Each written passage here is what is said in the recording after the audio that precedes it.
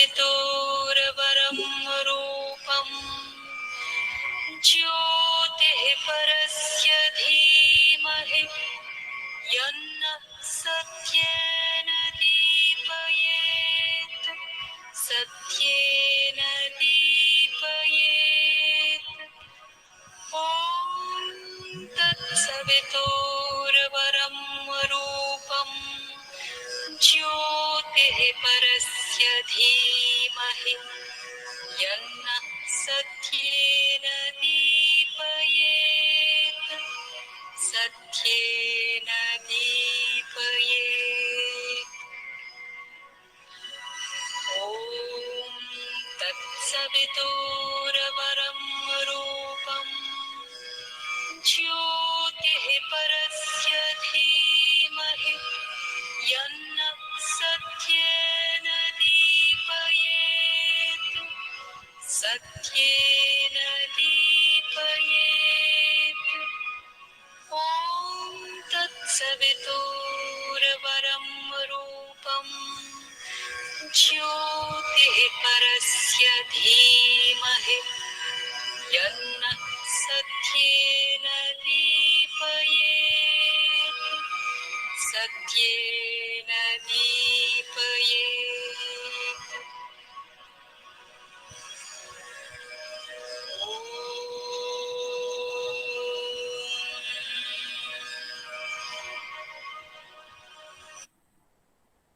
அன்னைக்கு நன்றி. Thank you madam, thank you.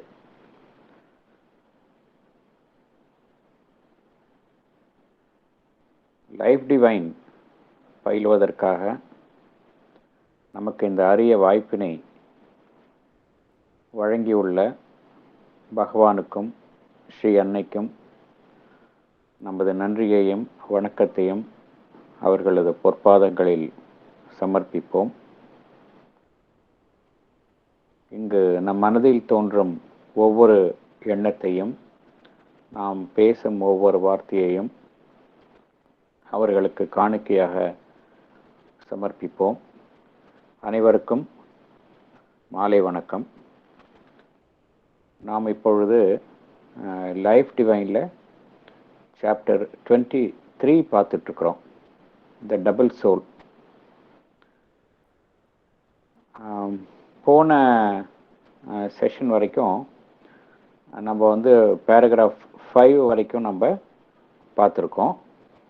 இந்த செஷனில் வந்து பேராகிராஃப் 6, 7, 8 அது நம்ம பார்க்கலாம். நம்ம அதுக்கு முன்னாடி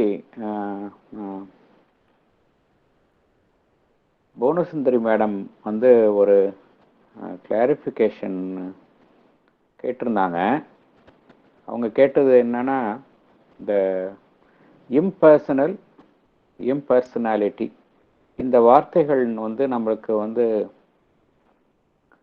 இந்த பகவானுடைய எழுத்துக்களில் நம்ம அடிக்கடி சந்திக்கிறோம்.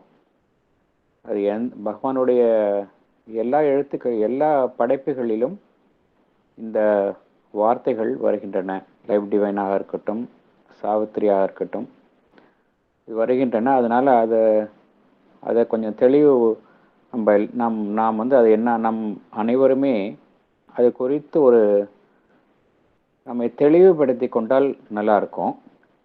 பகவானுடைய விளக்கங்களே பார்ப்போம். நம்ம இந்த பர்சனல், இம்பர்சனல் அப்படிங்கிறது ஒரு மனிதனுடைய சம்பந்தப்பட்டது. பர்சனல்னா ஒரு மனிதனோட சம்பந்தப்பட்டு, இது வந்து இங்கிலீஷ் டெஃபினேஷன். நம்ம வந்து இந்த இங்கிலீஷ் டெஃபினேஷனை ஒரு பக்கம் தனியாக வச்சிடலாம். ஏன்னா இங்கே நம்ம பார்க்குறது பகவானுடைய அந்த யோகிக் டெஃபினேஷன், அதை தான் நம்ம பார்க்கணும்.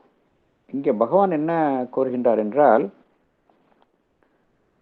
இந்த இம்பர்சனல் ஆர் பர்சனல், இது இரண்டுமே வந்து இம்பர்சனல் அப்படின்னா ஒரு ஜென்ரலைஸ்டு பிரசன்ஸ், ஒரு பொதுவான ஒரு சாநித்தியம், அதுதான் இம்பர்சனல் அப்படிங்கிறது. ஒரு குறிப்பிட்ட வடிவத்தை சார்ந்தது, அதுதான் வந்து பர்சனல். இவ்வாறு தான் மனிதன் அந்த இறை சக்தியை அணுகுகின்றான். பகவான் இங்கே என்ன குறிப்பிடுகின்றார் என்றால், இவை இரண்டுமே ஒரே மெய்மையை தான் பிரதிநிதித்துவம் படுத்துகின்றன அப்படிங்கிறார். This is all of the one reality. அதனால் இதை நம்ம பிரிவுபடுத்த முடியாது. இது உயர்ந்ததோ மற்றொன்று அதற்கு தாழ்ந்ததோ என்று நாம் இதை ஒப்பிட முடியாது. இது முதல் கருத்து. இரண்டாவது கருத்து அப்படி என்னன்னா, அந்த இம்பர்சனல் அப்படிங்கிற வார்த்தை எதை குறிக்கின்றது என்றால் ஒரு நிலையை குறிக்கும் சொல் அப்படிங்கிறார் பகவான். It is a state. Impersonal is a state அப்படிங்கிறார். இப்போ நம்ம சச்சித் ஆனந்தாவை பற்றி பேசும்பொழுது என்ன சொல்கின்றோம்? எக்ஸிஸ்டன்ஸ், கான்ஷியஸ்னஸ், பிளிஸ் அப்படிங்கிறோம். இதெல்லாமே ஒரு இம்பர்சனல் ஒரு நிலையை குறிப்பவை. ஒரு நபரையோ ஒரு தனிப்பட்ட நபரை சார்ந்த நிலையையோ குறிப்பது அல்ல. இது இது ஒரு இட் இஸ் எ ஸ்டேட். அதே சமயம் ஒரு நபரை குறித்து சொல்லும் பொழுது என்ன சொல்கின்றோம்? எக்ஸிஸ்டன்ட், கான்ஷியஸ், பிளிஸ்ஃபுல் அப்படிங்கிறோம். ஒரு தனிநபரோடு சம்பந்தப்படுத்தும் பொழுது இந்த குணங்களை அது பர்சனலாக சொல்கின்றோம்.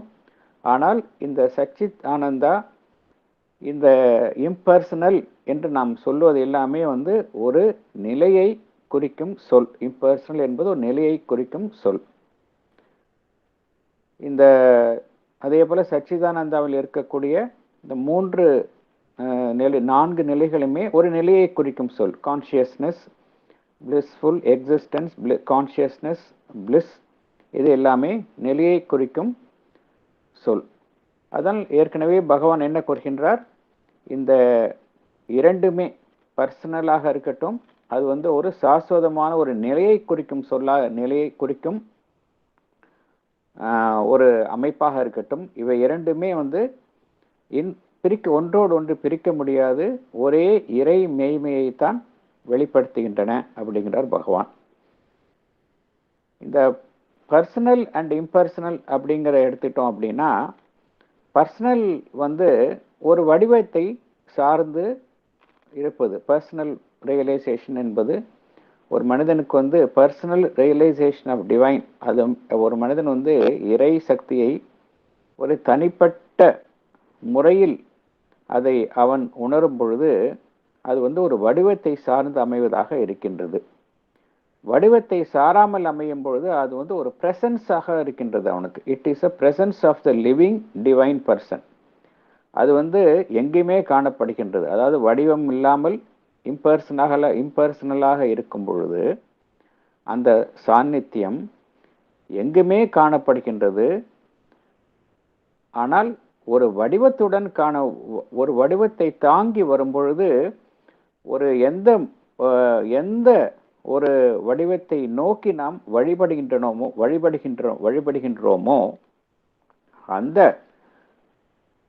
அந்த சக்தியின் ஒரு உருவத்தை தாங்கி வருவதாக இருக்கின்றது. இது இம்பர்சனல் அண்ட் பர்சனல் ஆஸ்பெக்ட்ஸ். இந்த டிவைன் பார்த்தோம் அப்படின்னா, அந்த டிவைன்கிறது இது இரண்டையுமே கடந்தது நம்ம புரிஞ்சுக்கணும். இம்பர்சனல் அண்ட் பர்சனல் இது இரண்டுமே கடந்தது. அதனால் டிவைன் ஒரு பக்தருக்கு ஒரு வடிவத்தின் மூலமாகவும் அது தன்னை வெளிப்படுத்தும், வடிவத்தின் சார்ந்து இராமலும் இம்பர்சனலாகவும் ஒருவருக்கு தன்னை வெளிப்படுத்தும். அதனால் இந்த டிவைன் என்பது இவை இரண்டையுமே கடந்தது என்று பகவான் குறிப்பிடுகின்றார். இந்த பகவான் என்ன கூறுகின்றார் என்றால், there is always a personal and the impersonal side of the divine and the truth and it is a mistake to think the impersonal alone to be true or important, for that leads to a void incompleteness அப்படிங்கிறார். அதாவது டிவைனுக்கு இரண்டு பகுதிகள் இருக்கின்றன. Personal சைடும் இருக்கின்றது, impersonal சைடும் இருக்கின்றது. Impersonal மாத்திரம்தான் உண்மை என்று நாம் நம்புவதும் தவறு. அது ஒரு முழுமையான ஒரு அணுகுமுறை கிடையாது. ஏனென்றால் இந்த இம்பர்சனாலிட்டி அப்படிங்கிறது ஒரு அறிவுபூர்வமான மனதை சார்ந்தது.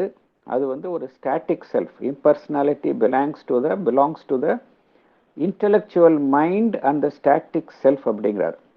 whereas personality to the soul and heart and dynamic being அப்படிங்கிறார். இரண்டு வித வேறுபாடுகளை பகவான் இது பண்றார். இம்பர்சனாலிட்டி என்பது எதை சார்ந்தது என்றால் ஒரு இன்டெலெக்சுவல் மைண்ட், அறிவு சார்ந்த மனதனை சார்ந்தது. ஒரு ஸ்டாட்டிக் செல்ஃப். ஸ்டாட்டிக் என்றால் எந்தவித ஒரு இயக்கமும் இல்லாத நிலை. பர்சனாலிட்டி வந்து அந்த பர்சனல் ஆஸ்பெக்ட் வந்து எதை சார்ந்து இருப்பது என்றால் ஒரு தனிமனிதனுடைய அந்த இதயபூர்வமான அணுகுமுறை. அது வந்து ஒரு டைனமிக் ஸ்டேட். அதனால் பர்சனல் டிவைனை வந்து நம்ம வந்து ஒதுக்க முடியாது. இம்பர்சனல் எந்த அளவுக்கு உண்மையோ அந்த அளவுக்கு பர்சனல் ஆஸ்பெக்டும் இறையம்சமும் அதுவும் ப்ரொஃபவுண்ட் அண்ட் எசென்ஷியல் அப்படிங்கிறார். இரண்டாவது கருத்து. இது ஒரு கருத்து. அப்புறம் இம்பர்சனல் அந்த நிலையை குறித்து பகவான் குறிப்பிடும் பொழுது அது எத்தகைய அனுபவமாக நாம் உணர்கின்றோம் என்றால் அது எங்கும் இறைப்பது. அதுதான் இம்பர்சனல்.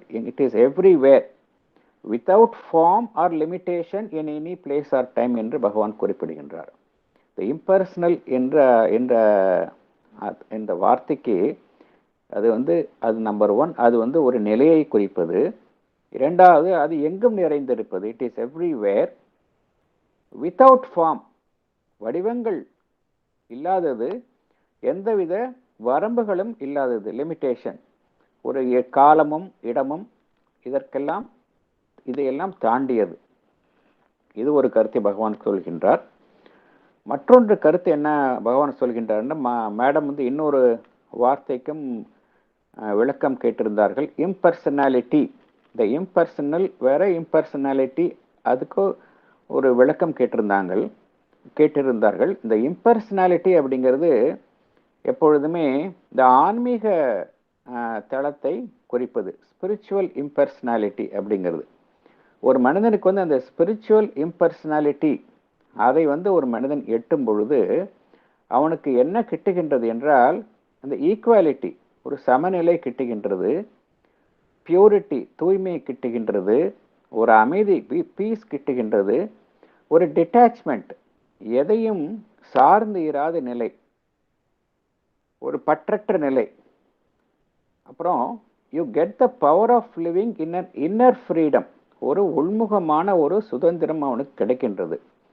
அதன் மூலமாக வந்து ஒரு பவர் ஆஃப் லிவிங், ஒரு வாழ்வின் சக்தி, ஒரு உள்முகமாக கிடைக்கக்கூடிய சுதந்திரத்தினால் அவன் அடைகின்றான். ஆதலால் அவனுக்கு வந்து மேற்புற இயக்கங்களினால் அவன் பாதிக்கப்படுவது இல்லை அப்படிங்கிறார். Not touched by the surface movement or struggle of the mental, vital and physical nature. ஒரு மனிதனுக்கு வந்து அந்த இம்பர்சனாலிட்டி என்கின்ற நிலையை அடையும் பொழுது ஒரு ஆன்மீக தளத்தில் அவன் தனது மனம் சார்ந்த இயக்கங்களினாலோ, பிராணமயத்தை சார்ந்த இயக்கங்களினாலோ, உடல் சார்ந்த இயக்கங்களினாலோ அவன் பாதிப்பு அடைவது இல்லை. இதையெல்லாம் விட்டு விலகி அவன் இருக்கின்றான். இது வந்து எப்போது இந்த நிலையை ஒருவர் அடையும் பொழுது அது வந்து ஒரு மனிதனுக்கு வந்து ஆன்மீக பயணத்தில் எவ்வாறு உதவுகின்றது என்றால் அவனுடைய it helps him to change is troubled nature அப்படிங்கிறார் பகவான். ஒரு மனிதனுடைய வாழ்வு இயற்கையை சார்ந்த மனம், உடல், இந்த பிராணமயம் இதை சார்ந்து அமைந்ததாக இருக்கின்றது. அதனால் ஏற்படக்கூடிய அந்த ஒரு பாதிப்புகளில் இருந்து அவன் அதை கடந்து செல்வதற்கு அந்த ஸ்டேட் ஆஃப் இம்பர்சனாலிட்டி மனிதனுக்கு உதவுகின்றது அப்படிங்கிற கருத்தை பகவான் சொல்கின்றார். இதுதான் இந்த இம்பர்சனல் அப்படிங்கிற வார்த்தைக்கு பொருள், ஆன்மீக ரீதியான பொருள். இம்பர்சனாலிட்டி அப்படிங்கிற வார்த்தைக்கும் பகவான் அளிக்கக்கூடிய விளக்கம். அப்புறம் மதரனுடைய ஒரு சின்ன ஒரு விளக்கத்தை பார்க்கலாம். மதர் வந்து 20th ஜூலை 1955 ஒரு கேள்வி பதிலுக்கு சொல்றாங்க. அவங்க என்ன சொல்றாங்க அப்படின்னா, இந்த பர்சனல் ஆஸ்பெக்ட், ஒரு பர்சனல் ஆஸ்பெக்ட் வந்து ஒரு தனிப்பட்ட ஒரு இஷ்ட தெய்வங்கள், அது வந்து மனிதன் வழிபட்டு வந்துள்ளான். அது எந்த தளத்தில் அந்த இஷ்ட தெய்வங்கள், இது வந்து இங்க மதர் குறிப்பிடுவது இஷ்ட தெய்வங்களை பத்தி, நம்ம அங்க சொன்ன பர்சனல் அண்ட் இம்பர்சனலை பத்தி நம்ம குழப்பிக்க கூடாது. இது வந்து மதர் சொல்லக்கூடிய இஷ்ட தெய்வங்களை பத்தி. இந்த இஷ்ட தெய்வங்கள் வந்து அந்த மேல்மன தளத்தில் காணப்படுகின்றன, gods of the overmind அப்படிங்கிறாங்க. இது வந்து மனிதனை சார்ந்து, மனிதன் தன்னுடன் அதை வந்து அவன் ஒப்பிட்டு பார்க்க முடிகின்றது. மனிதன் அந்த கடவுளர்களை தன்னுடைய ரூபத்தில் அமைத்துக் கொள்கின்றான். அது வந்து மனிதனை விட சக்தி வாய்ந்த அமைப்புகளாக இருக்கின்றன. ஆனால் அன்னை என்ன கூறுகின்றார் என்றால், இதை கடந்த ஓவர் மைண்ட், மேல்மனத்தளத்தில் வந்து இந்த காட்ஸ் இருக்கின்றன. The world of cosmic gods என்று அன்னை கூறுகின்றார்கள். இது ஒரு தளம். இதை கடந்த நிலை வந்து, அடுத்த நிலை வந்து அன்னை கூறுவது இம்பர்சனல் காட்ஹெட், இம்பர்சனல் டிவைன். இந்த இம்பர்சனல் டிவைன் தான் நாம் மேற்கொண்டு சொன்ன விளக்கத்தின்படி எந்தவித வடிவத்தையும் சார்ந்து இராதது, எங்கும் நிறைந்துள்ளது. அன்னை இன்னொரு கருத்தை சொல்கின்றார்கள். பிஹைண்ட் இது, இந்த இம்பர்சனல் டிவைன், இதை தாண்டி அடுத்த நிலை ஒன்று இருக்கு, அதுதான் டிவைன் ஸ்டேட் அப்படிங்கிறாங்க. அதனால் இந்த டிவைன் ஸ்டேட்ல வந்து எல்லாமே அடங்குகின்றது. பகவான் அன்னை ஒரு கருத்தை சொல்கின்றார்கள். என்ன சொல்கின்றார்கள் என்றால், we must go through the impersonal to reach the supreme divine who is beyond அப்படிங்கிறாங்க. அனைத்துக்கும் கடந்த நிலை வந்து அந்த சுப்ரீம் டிவைன், அது வந்து இம்பர்சனல், அந்த பர்சனல், இது இரண்டையுமே கடந்த ஒரு நிலை என்று அன்னை கூறுகின்றார்கள். இதுதான் இது குறித்த விளக்கம். மேடம், இது நான் கிளாரிஃபை பண்ணுனா, are you satisfied? Satisfied sir. But வந்து எனக்கா ஒரு தடவை படிச்சுக்கணும், இது இதில் எங்கே இருக்குன்னு சொன்னீங்கன்னா நான் இன்னும் கொஞ்சம் பார்த்து படித்து, நீங்கள் சொன்ன குறிப்பு எடுத்துட்டு இருக்கேன். ஆனால் வந்து இன்னும் கொஞ்சம் டீப்பாக படிக்கும். நான் வந்து இதை வந்து உங்களுக்கு வந்து அனுப்பிக்கிறேன். அப்படி நான் இதில் ஷேர் பண்ணுறேன், மெயிலில் ஷேர் பண்ணுறேன், இது வாட்ஸ்அப்லேயும் ஷேர் பண்ணுறேன். Thank you sir, thank you sir. புரிஞ்சிருக்கு, நல்லாவே புரிஞ்சிருக்குது. Thank you sir. ரங்கராஜன் அது ஆழமா போனா நமக்கு நல்லா புரியும், அதுக்கு புரியும். இது பகவான் சொன்ன கருத்துக்கள், இதை பத்தி பகவான் சொன்ன வெவ்வேறு லெட்டர்ஸ் அண்ட் யோகால சொல்லியிருக்கிறாரு. அதே போல சில அங்கேருந்து எடுத்த கருத்துக்கள் தான் அதெல்லாம். நான் வந்து ஷேர் பண்றேன் அதை. நான் சரி, இதை நீங்க இந்த இம்பர்சனல்னா அந்த சென்டென்ஸை படிக்கும் பொழுது எந்த அர்த்தத்துல வருதுன்னு பார்த்து படிச்சோம்னா அந்த சென்டென்ஸ் இன்னும் ரொம்ப கிளியரா புரியும். ஆமா மேடம், ஆமா ஆமா. Thank you sir, thank you sir. Thank you for your efforts. Sir Rangarajan பேசலாமா சார்? ராஸ் சொல்லுங்க சார். Kind permission sir? சொல்லுங்க சார். இது பகவானோட சாவித்ரி ஒரு 4 இடத்துல இதை பத்தி அருமையான விளக்கம் வருது சார். அதை மட்டும் படிக்கலாமா sir with your kind permission? படிங்க சார் ப்ளீஸ். சார், முதல் விளக்கம் வந்து book 2 canto 6 kingdoms of the godheads of the greater life, பெரிய வாழ்வின் சாம்ராஜ்யங்களும் கடவுளர்களும், page 179 sir. Okay. For by the form of formless is brought close and all perfection fringes the absolute. இதுல அந்த formless அப்படிங்கிறதுக்கு கேபிட்டல் லெட்டர் கொடுத்துருக்க, அதனால நீங்க சொன்ன இம்பர்சனல்ங்கிறத அது கொடுக்கறது. அடுத்ததாப்புல வர்ற லைன்ல அப்சல்யூட் அப்படிங்கிறதுக்கு கேபிட்டல் அப்சல்யூட் கொடுத்துருக்கார். அது மதரோட விளக்கம் நீங்க சொன்னீங்க.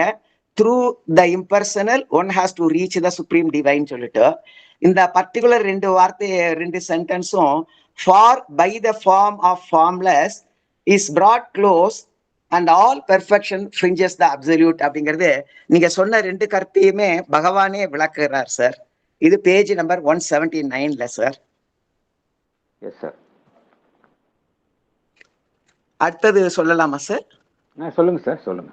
அடுத்தது வந்து page number 345 sir. page number 345.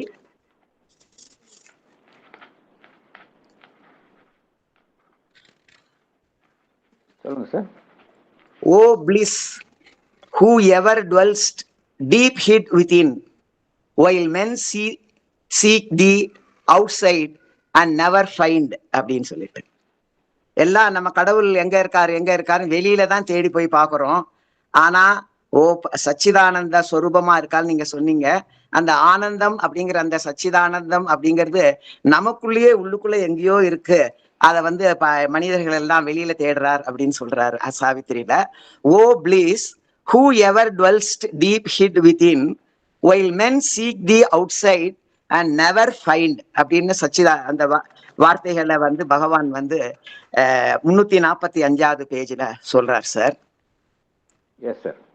அதை விட இன்னும் அற்புதமானது sir, page number 541, the book of yoga canto 6, nirvana and all negating absolute, page 541 sir.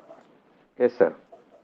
அதுல ரொம்ப இன்னும் அழகா நீங்க சொன்ன கருத்துக்கள் பகவான் சொன்ன கருத்துக்கள், அது பகவானே சாவித்திரியில சொன்னது.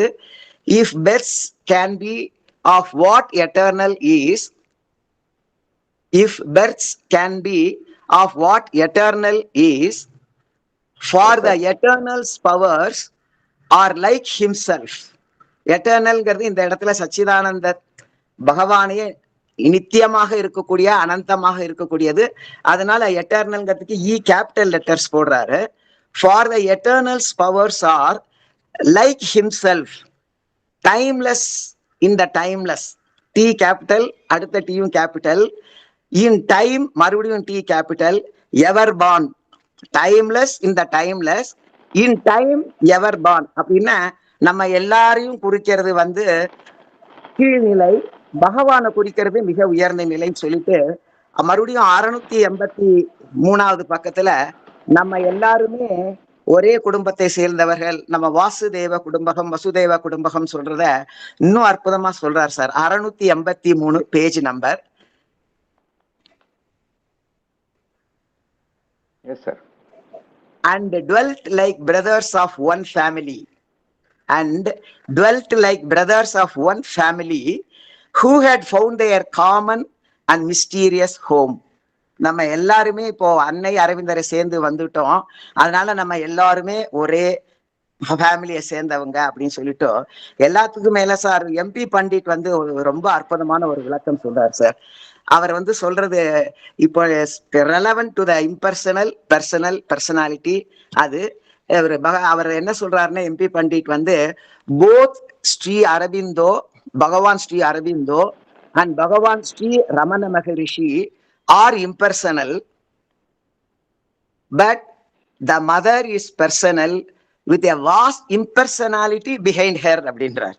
எல்லாரையும் ஸ்ரீ அரவிந்தரை விட ரமண ரிஷிகளை விட அவங்க எல்லாம் இம்பர்சனலா இருந்தா கூட மதர் வந்து பர்சனலா நமக்கு பக்கத்துல வராங்க. ஆனா அவங்க பின்னால இருக்கிறதோ பெரிய இம்பர்சனாலிட்டின்னு சொல்றாருங்க சார் எம்பி பண்டிட். நன்றி sir. Sorry for disturb. Thank you sir. Thank you. Thank you. இப்போ நம்ம சாப்டர் 23ல போன செஷன் வரைக்கும் 5th பேராகிராஃப் வரைக்கும் பார்த்தோம். நம்ம மேற்கொண்டு 6th பேராகிராஃப்லேருந்து போகலாம். அதுக்கு முன்னாடி நம்ம ப்ரீஃபாக என்ன இது வரைக்கும் பார்த்தோம் அப்படிங்கிறத ஒரு நினைவு கூறலாம். இங்கே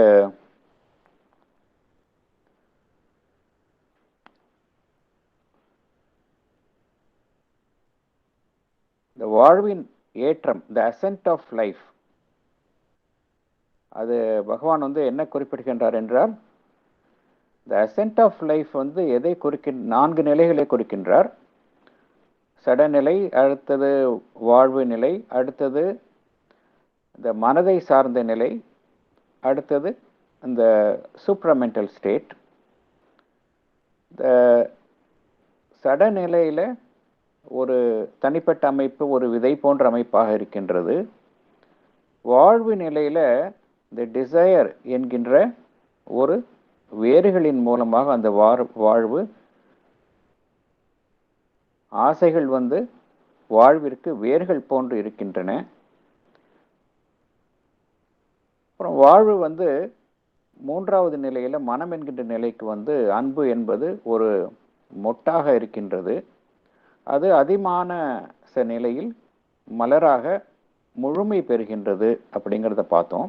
அதனால் இங்கே பகவான் என்ன குறிப்பிடுகின்றார் என்றால், the various stages of life, பல்வேறு நிலைகள் வந்து எதை குறிக்கின்றன என்றால், souls is seeking for the individual and the universal delighting of things அப்படிங்கிறார். souls is seeking for the individual and the universal delight of things. ஆன்மா வந்து ஒரு தனிப்பட்ட அந்த ஆனந்தத்தையும் பிரபஞ்சம் தழுவிய ஆனந்தத்தையும் நாடுவதை குறிப்பதாகத்தான் வாழ்வின் பல்வேறு நிலைகள் அமைந்துள்ளன அப்படிங்கிறத பார்க்குறார். அதனால எசன்ஸ் என்ன அப்படின்னா, the descent of life, the ascent of life, வாழ்வின் ஏற்றம் எதை சார்ந்ததாக உள்ளது என்றால், நம் உள்ளிருக்கும் ஆன்மாவின் ஆனந்தத்தை தேடுவதை சார்ந்ததாகத்தான் அமைந்திருக்கின்றது. இது ஒரு முக்கியமான கருத்து பார்த்தோம். நம்ம இரண்டாவது என்ன பார்த்தோம் அப்படின்னா, இந்த உலகம் வந்து சச்சிதானந்தாவை தன்னுள் மறைத்துள்ளது.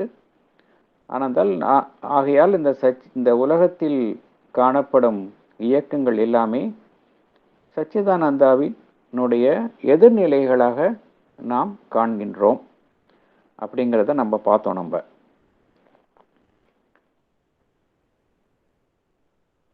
இந்த எதனால வந்து நம்ம சச்சிதானந்தாவின் ஆனந்தத்தை நம்மால் உணர முடிவதில்லை என்றால், இந்த நம் ஈகோவை சார்ந்து வாழ்கின்றோம். ஆதலால் நம்மால் சச்சிதானந்தாவினுடைய அந்த உண்மையான அந்த ஸ்வரூபத்தை நம்மால் உணர முடிவதில்லை. அதனுடைய எதிர்நிலைகளைத்தான் நாம் உணர்கின்றோம். இந்த வாழ்வு வந்து எல்லாமே எதிர்நிலைகளாக காணப்பட்டு மனிதனை ஒரு எப்பொழுதுமே மனிதனுக்கு வந்து ஒரு போராட்ட நிலையில் வைத்திருக்கின்றன. இருந்தாலும் கூட எது வந்து இந்த வாழ்வை தாங்கி பிடித்து அழைத்து செல்கின்றது என்றால், இந்த டிலைட், ஆனந்தம், அனைத்திலும் உள்ள ஆனந்தம்தான். வாழ்வு வந்து என்னதான் வந்து ஒரு எதிர்நிலைகளில் காணப்பட்டாலும் கூட இந்த வாழ்வை தாங்கி பிடித்து அழைத்து செல்வது சச்சிதானந்தா, இந்த டிலைட். இது இல்லை என்றால் வாழ்வு வந்து தன்னுடைய பயணத்தில் தொடர முடியாது என்கின்ற கருத்து பார்த்தோம். அதனால் பகவான் என்ன கோருகின்றார் என்றால், to seek for the delight is therefore the fundamental impulse of life அப்படிங்கிறார்.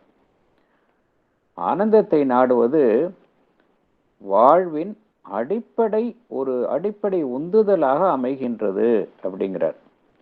இதுதான் வந்து வாழ்வினுடைய ரியல் மோட்டிவ் அப்படிங்கிறார்.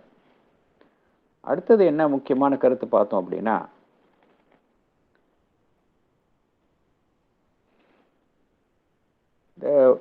டிலைட் ஆஃப் எக்ஸிஸ்டன்ஸ்ங்கிறது பார்க்குறோம். இந்த டிலைட் ஆஃப் எக்ஸிஸ்டன்ஸ், ஆனந்தத்தை நாம் எங்கு தேடுவது, எங்கு கண்டுணர்வது அப்படிங்கிற ஒரு கேள்வி எழுகின்றது. இந்த பிரபஞ்சத்தில் எதன் மூலமாக இந்த ஆனந்தம் தன்னை வெளிப்படுத்தி கொள்கின்றது அப்படிங்கிறத நம்ம பார்க்கணும், நம்ம சிந்திக்க வேண்டும். இந்த உலகத்தை பிரபஞ்சத்தில் காணப்படுவது எல்லாமே இந்த ஃபோர்ஃபோல்டு பிரின்சிபல் ஆஃப் டிவைன் பீயிங் அப்படிங்கிறார். 4 விதமான ஒரு இறை விதியின் வெளிப்பாடாகத்தான் அமைகின்றது அப்படிங்கிறத பார்த்தோம். ஃபோர்ஃபோல்டு பிரின்சிபிள் ஆஃப் டிவைன் பீயிங். இந்த ஃபோர்ஃபோல்டு பிரின்சிபிள் என்னன்னு பார்த்தோம் அப்படின்னா, முதலாக இருக்கக்கூடியது அந்த எக்ஸிஸ்டன்ஸ், இரண்டாவது இருக்கக்கூடிய அந்த கான்ஷியஸ் ஃபோர்ஸ், மூன்றாவதாக இருக்கக்கூடியது அந்த பிளிஸ். இது மூன்றுமே சச்சிதானந்தாவை சார்ந்தவை. நான்காவதாக இருக்கக்கூடியது அந்த சூப்பர் மைண்ட். ஸோ இந்த 4 தான் ஃபோர்ஃபோல்டு டிவைன் பிரின்சிபிள் அப்படிங்கிறார். 4 விதமான ஒரு இறை கோட்பாடுகள். இவைதான் இந்த பிரபஞ்சத்தை உருவாக்குகின்றன அப்படிங்கிறார். அப்படின்னா இந்த இதில் உள்ள அந்த பிளிஸ் வந்து ஆனந்தம் வந்து எதன் மூலமாக இங்கே வெளிப்படுத்தி கொள்கின்றது அப்படிங்கிறத பகவான் எவ்வாறு குறிப்பிடுகின்றார் என்றால், இதை குறித்து குறிப்பிடும் பொழுது இந்த சூப்பர் மைண்ட் பார்த்தோம் அப்படின்னா மெட்டீரியல் யூனிவர்ஸில் வந்து மறைந்து இருக்கின்றது. அது மனதின் மூலமாக தன்னை வெளிப்படுத்தி கொள்கின்றது. அதே போன்று இந்த கான்ஷியஸ் ஃபோர்ஸ் சித் சக்தி அது வாழ்வின் இயக்கத்தின் மூலம் தன்னை வெளிப்படுத்தி கொள்கின்றது. அதே போன்று இந்த எக்ஸிஸ்டன்ஸ், டிவைன் ஆல் எக்ஸிஸ்டன்ஸ், இந்த சத், இது வந்து இந்த சடப்பொருளின் மூலமாக இந்த பிரபஞ்சத்தில் தன்னை வெளிப்படுத்தி கொள்கின்றது. மறைந்துள்ளது, ஆனால் அதன் மூலமாக தன்னை வெளிப்படுத்தி கொள்கின்றது. அதே போன்று இந்த டிவைன் பிளிஸ், இறை ஆனந்தம், இதுவும் சச்சிதானந்தாவின் ஒரு அம்சம்தான்.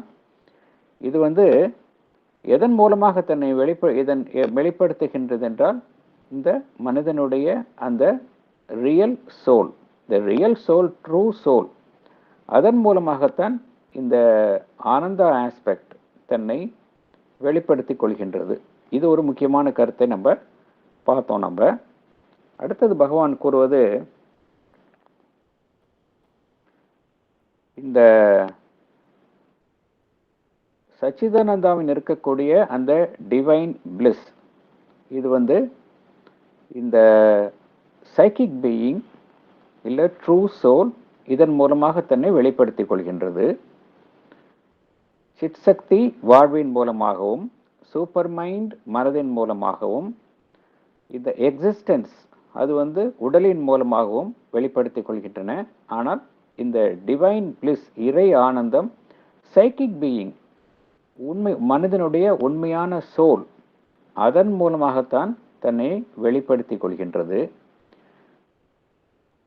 அது மாத்திரமல்ல, பகவான் இங்கே என்ன கூறுகின்றார் என்றால், நம்மளுடைய உடல், மனம், வாழ்வு, இவை மூன்றுமே அதனுடைய உயர் அம்சங்களை எட்டுவதற்கு எது வந்து ஒரு சாதனமாக பின்னிருந்து இயக்குகின்றது என்றால், ஒரு மனிதனுடைய இந்த சைத்திய புருஷன்.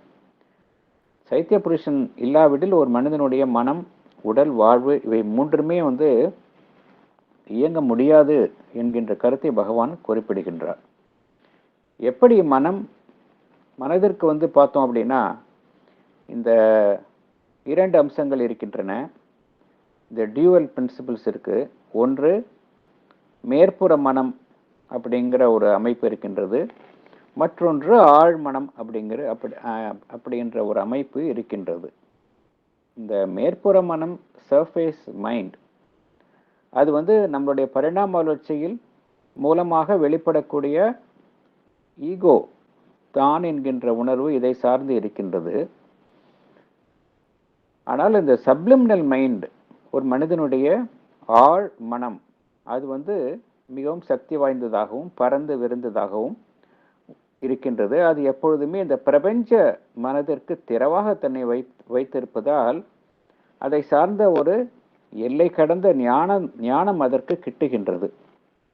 அது வந்து சாதாரண மனதினால் ஏற்படக்கூடிய அந்த வரையறைகளுக்கும் அந்த மனதை சார்ந்த வாழ்வினாலும் அது பாதிக்கப்படுவதில்லை. இதுதான் வந்து ஒரு ட்ரூ மென்டல் பீயிங், மனோமய புருஷா. இது மனதினுடைய இருவகை அமைப்பு. அடுத்தது வாழ்வினுடைய இருவகை அமைப்பு நம்ம பார்த்தோம். அதுதான் உடலை சார்ந்தது. ஒன்று உடலை சார்ந்த அமைப்பு, மற்றொன்று உண்மையான பிராணமய புருஷா. இந்த உண்மையான பிராணமய புருஷா வந்து ஒரு மனிதனுடைய பிறப்பு, வாழ்தல், இறப்பு இதனுடன் முடிவதில்லை, இதையும் தாங்கி இருப்பது, இதையும் தாண்டி இருக்கின்றது என்பதை பார்த்தோம். ஸோ வாழ்வினுடைய இரண்டு நிலைகளை பார்த்தோம் நம்ம. அடுத்தது வந்து பகவான் இங்கு குறிப்பிடுவது பிசிக்கல் மேட்டர், உடல். இந்த உடல்லையும் பார்த்தோம் அப்படின்னா நம்மளுடைய கிராஸ் பிசிக்கல் பாடி இருக்கின்றது. அதாவது ஸ்தூல சரீரம், உண்மையான வெளியில இருக்கக்கூடிய அந்த பிசிக்கல் பாடி. இந்த பிசிக்கல் பாடிக்கு உள்ளார ஒரு சட்டில் பிசிக்கல் பாடி இருக்கின்றது, சூட்சும சரீரம் இருக்கின்றது. இந்த சட்டில் பிசிக்கல் பாடி வந்து அந்த தனிப்பட்ட உடலுடன் மாத்திரம் நின்று விடுவதில்லை, அதனுடைய எல்லை வந்து இந்த பிரபஞ்ச அமைப்புடன் இணைந்துள்ளது. அதுதான் மற்ற அமைப்புகளுக்கும் தேவையான அந்த ஒரு ஆதரவை வழங்குகின்றது. மனோமய அமைப்பிற்கும் பிராணமய அமைப்பிற்கும் தேவையான அந்த ஆதரவை அதுதான் வழங்குகின்றது. ஸோ எப்படி மனதிற்கு 2 அமைப்புகள் இருக்கின்றன, outer surface mental, subliminal mind. இரண்டாவது வாழ்விற்கு 2 அமைப்புகள் இருக்கின்றன, பிராணமய இந்த பிராணமய புருஷ இன்னர் லைஃப், அப்புறம் அவுட்டர் லைஃப் என்று காணப்படுகின்றது. அடுத்தது உடலுக்கு வந்து 2 விதமான அமைப்புகள் இருக்கின்றன. ஒன்று கிராஸ் பிசிக்கல் பாடி, இரண்டாவது சட்டில் பிசிக்கல் பாடி. இதே போன்று நம்மளுடைய இந்த ஆன்மாவிற்கும் 2 அமைப்பு இருக்கின்றது என்று பகவான் குறிப்பிடுகின்றார். இந்த ஒன்று சர்ஃபேஸ் டிசையர் சோல், மேற்புறமாக இருக்கக்கூடிய டிசையர் சோல் என்று கூறுகின்றார், நம்மளுடைய ஆசாபாசங்களை சார்ந்த அமைப்பு அப்படிங்கிறார். ஆனால் உள்ள இருக்கக்கூடியதுதான் வந்து இந்த உண்மையான சப்லிமினல் சைக்கிக் என்டிட்டி அப்படிங்கிறார். உள்ள இருக்கக்கூடிய உண்மையான ஆன்மா, இது வந்து ஒளி பொருந்தியது, அன்பு, மகிழ்ச்சி, இது எல்லாமே வந்து இதை சார்ந்து இருப்பதாக இருக்கின்றது. இது அவ்வப்பொழுது மனிதனுடைய மேற்புறத்தில் காணப்படுகின்றது, தன்னை வெளிப்படுத்திக் கொள்கின்றது. அப்பொழுது நாம் என்ன கூறுகின்றோம் என்றால், அந்த மனிதனுக்கு ஆன்மா இருக்கின்றது என்று நாம் கூறுகின்றோம். அவ்வாறு வெளிப்படாத பொழுது நாம் என்ன கூறுகின்றோம் என்றால், அந்த மனிதனுக்கு ஒரு ஆன்மா இல்லை என்ற கருத்தை நாம் கூறுகின்றோம். இந்த வெளிப்புற அமைப்புகளான ஒரு மனிதனுடைய உடல், மனம், வாழ்வு, இது எல்லாமே வந்து அவனுடைய அந்த தன்னுணர்வு, ஈகோயிஸ்டிக் எக்ஸிஸ்டன்ஸ், இதை சார்ந்ததாக இருக்கின்றது. ஆனால் ஒரு மனிதனுடைய உள்ளமைப்பு, இந்த சப்லிமினல் போர்ஷன், இது வந்து தான் வந்து அவனுடைய உண்மையான பரந்து விரிந்த அவனுடைய இண்டிவிஜுவாலிட்டி, அதை சார்ந்து இருக்கின்றன. ஏனென்றால் ஒரு மனிதனுடைய உண்மையான அந்த இண்டிவிஜுவாலிட்டி, தனிப்பட்ட அந்த தன்மை வந்து எப்பொழுதுமே வந்து இந்த பிரபஞ்ச அமைப்புடன் அவனுடைய அந்த ஆழ்நிலைகளின் பகுதிகளின் மூலமாக தொடர்ந்து தொடர்பில் இருக்கின்றது என்று பகவான் குறிப்பிடுகின்றார். ஆதலால் ஒரு மனிதனுக்கு வந்து எப்பொழுதுமே அந்த பிரபஞ்ச அமைப்புகளுடன் தொடர்ந்து ஒரு பரிவர்த்தனை நடந்து கொண்டிருக்கின்றது. There is a constant interchange of forces between our individual existence and the universal என்ற கருத்தை பகவான் குறிப்பிடுகின்றார். இது எதன் மூலமாக நடைபெறுகின்றது என்றால், நம்மளுடைய மேற்புற அமைப்புகளின் மூலமாக நடைபெறுவதில்லை. நம்மளுடைய மனதை சார்ந்த உள்ளமைப்பு, வாழ்வை சார்ந்த உள்ளமைப்பு, உடலை சார்ந்த உள்ளமைப்பு, இவைகளின் மூலமாக இந்த பிரபஞ்சத்தினுடன் நமக்கு பரிவர்த்தனை தொடர்ந்து நடைபெற்று கொண்டே இருக்கின்றது என்ற கருத்தை பகவான் குறிப்பிடுகின்றார். நம்மளுடைய மேற்புற அமைப்புகள், உடலை சார்ந்த அமைப்பு, மனம், இதெல்லாமே வந்து பிரபஞ்ச அமைப்புடன் ஒரு கடினமான ஒரு சுவரால் பிரிக்கப்பட்டிருக்கின்றது அப்படிங்கிறார் பகவான். இதை எப்பொழுதாவது நாம் இதன் மூலமாக நாம் உள் செல்ல உபாயங்களை உபயோகிக்கின்றோம். ஆனால் அந்த நாம் உபயோகப்படுத்தக்கூடிய அந்த உபாயங்கள், பிசிக்கல் மீன்ஸ், அதெல்லாம் வந்து ஒரு சிறந்த உபாயங்களாக இருப்பது இல்லை அப்படிங்கிறார். ஆனால் நம்மளுடைய ஆழ்நிலை பாகங்கள் இருக்கின்றது இல்லவா, சப்லிமினல் பார்ட்ஸ், அது வந்து அதனுடைய அந்த பிரபஞ்ச அமைப்புடன் ஒரு மெல்லிய ஒரு இடைவெளியினால் தான் அது பிரிக்கப்பட்டுள்ளது. அதனால் ஒரு பிரிவே இல்லாதது போல் ஒரு அமைப்பு தான் காணப்படுகின்றது. ஆனால் ஒரு மனிதனுடைய மேற்புற அமைப்புகளில் பார்த்தோம்னா ஒரு கடினமான சுவர் போன்று அந்த மேற்புற அமைப்புகளுக்கும் பிரபஞ்ச அமைப்புக்கும் இடையில் ஒரு சுவர் போன்ற ஒரு கடினமான ஒரு பிரிவு இருக்கின்றது, ஒரு தடுப்பு இருக்கின்றது.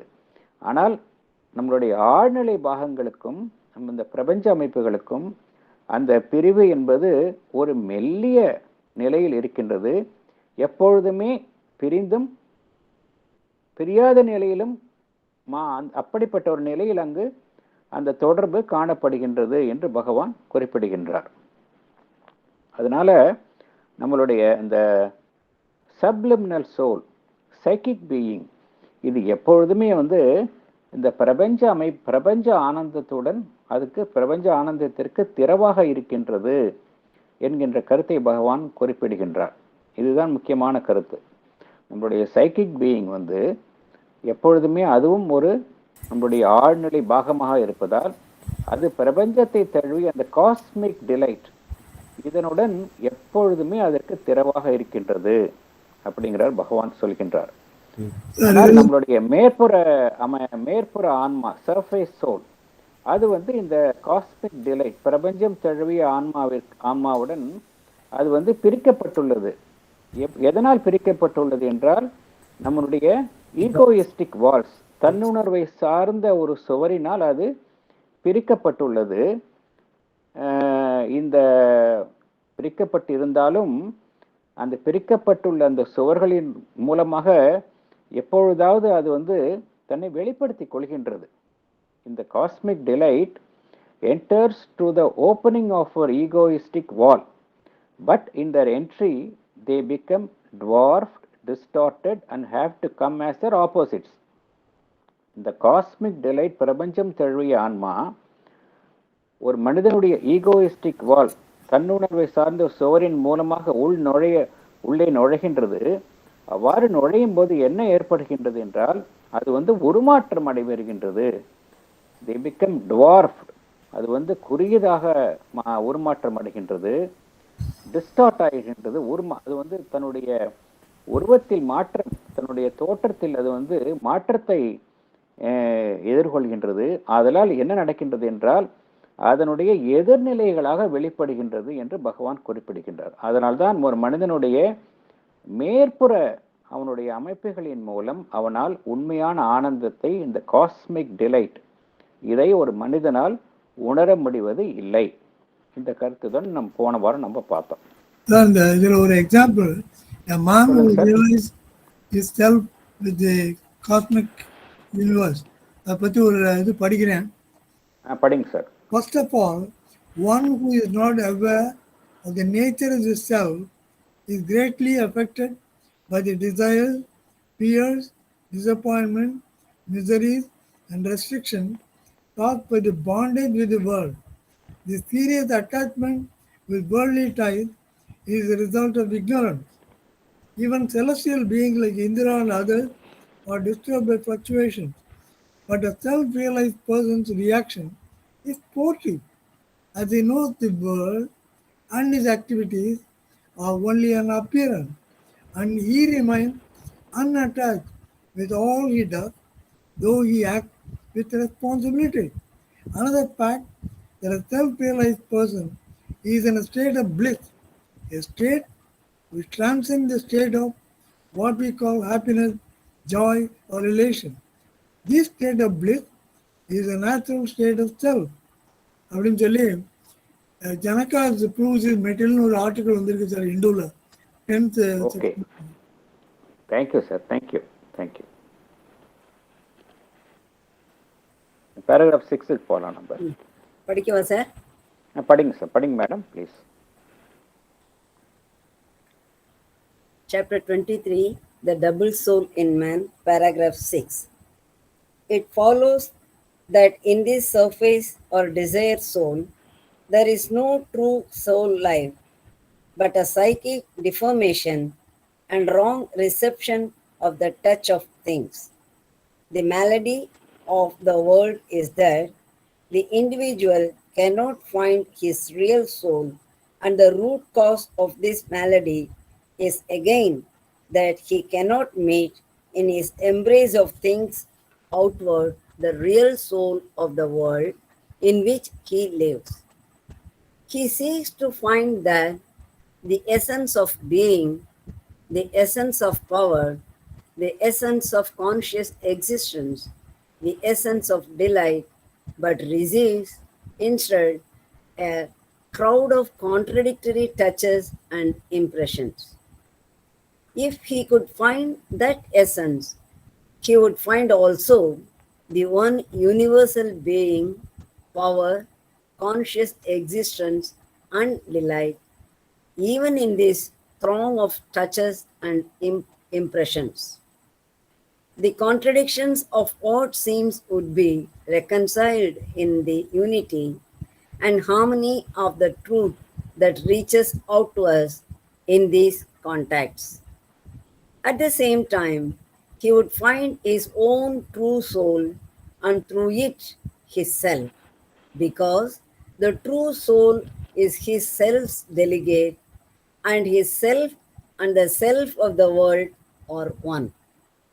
But this he cannot do because of the egoistic ignorance in the mind of thought, the heart of emotion, the sense, which responds to the touch of things, not by a courageous and wholehearted embrace of the world, but by a flux of reachings and shrinkings, cautious approaches or eager rushes, and sullen or discontented or panic or angry recoils, according as the touch pleases or displeases, comforts or alarms, satisfies or dissatisfies. It is the desire soul that, by its strong reception of life, becomes the cause of a triple misinterpretation of the rasa, the delight in things, so that instead of figuring the pure essential joy of being, it comes rendered unequally into the three terms of pleasure, pain, and indifference. Thank you, sir. Thank you, madam. Thank you. Thank you. Explanation படிக்கிறீங்களா? படிக்கட்டுமா sir? படிங்க madam. Man lives in his surface or desire soul. Therefore, he does not live in his true soul life. What he experiences through his desire soul is a psychic deformation and a wrong reception of the touch of things. Whatever we perceive externally through our senses, we receive them in the wrong way. The malady affecting the individual is that he cannot find his real soul. In his outward contacts, he is unable to meet the real soul of the world, that is, cosmic soul, in which he lives. This is the root cause of his malady. Man seeks to find the essence of being, that is, Sat, the essence of power, Chit Shakti, the essence of conscious existence, Chit, and the essence of delight, Ananda. Instead, what he receives are the opposite impressions, opposites of Sachitananda. If man could find that essence in his contacts, he would also find the one universal being, power, conscious existence, and delight, Sachidananda, even in his innumerable contacts and touches in the world. Whatever contradictions he faces would be reconciled in the unity and harmony of the truth, Sachidananda, that emerges from these contacts.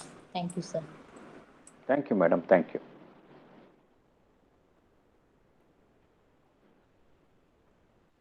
இங்கே பகவான் குறிப்பிடுவது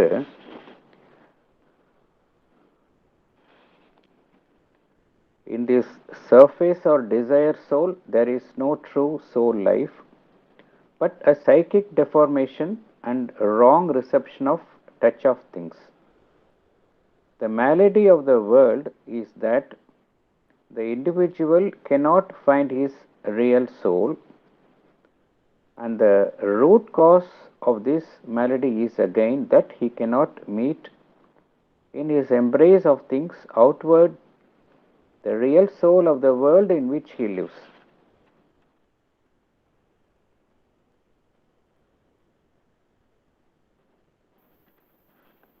மனிதன் மேற்புற அமைப்புகளில்தான் வாழ்கின்றான் அப்படிங்கிற கருத்தை நாம் அடிக்கடி இந்த கருத்தை நாம் பார்க்கின்றோம்.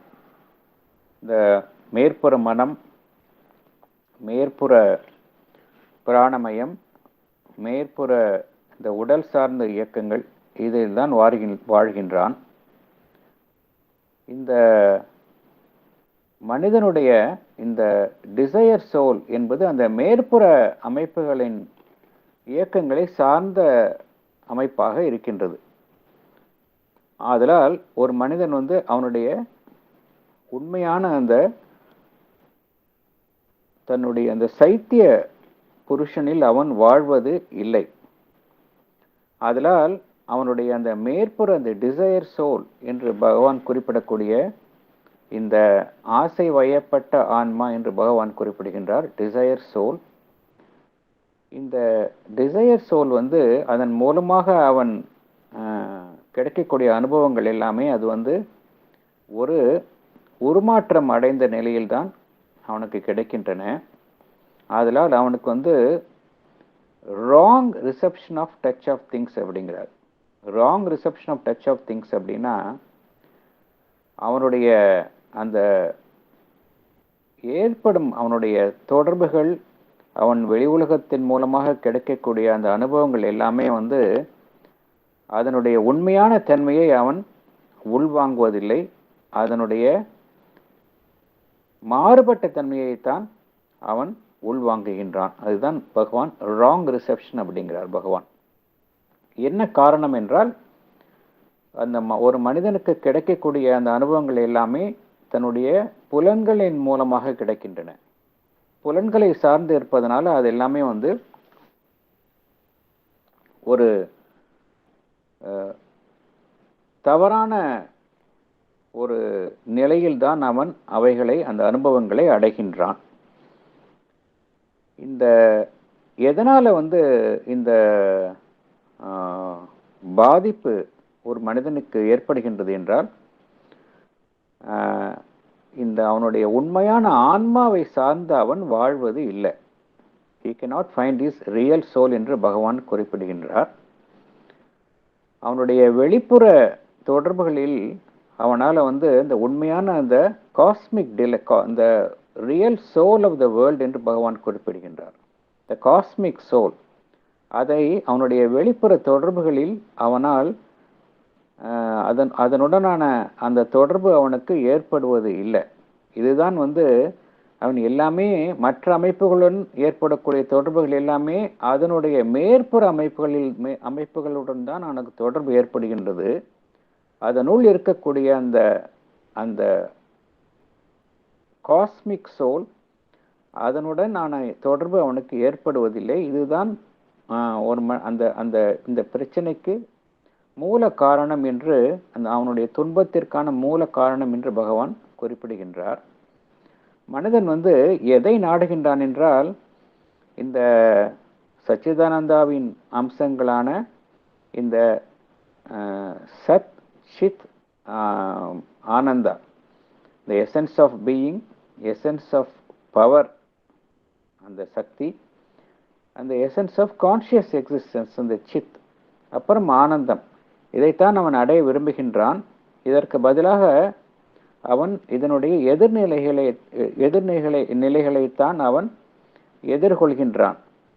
இப்போ ஒரு மனிதனுக்கு அவன் சந்திக்கக்கூடிய அந்த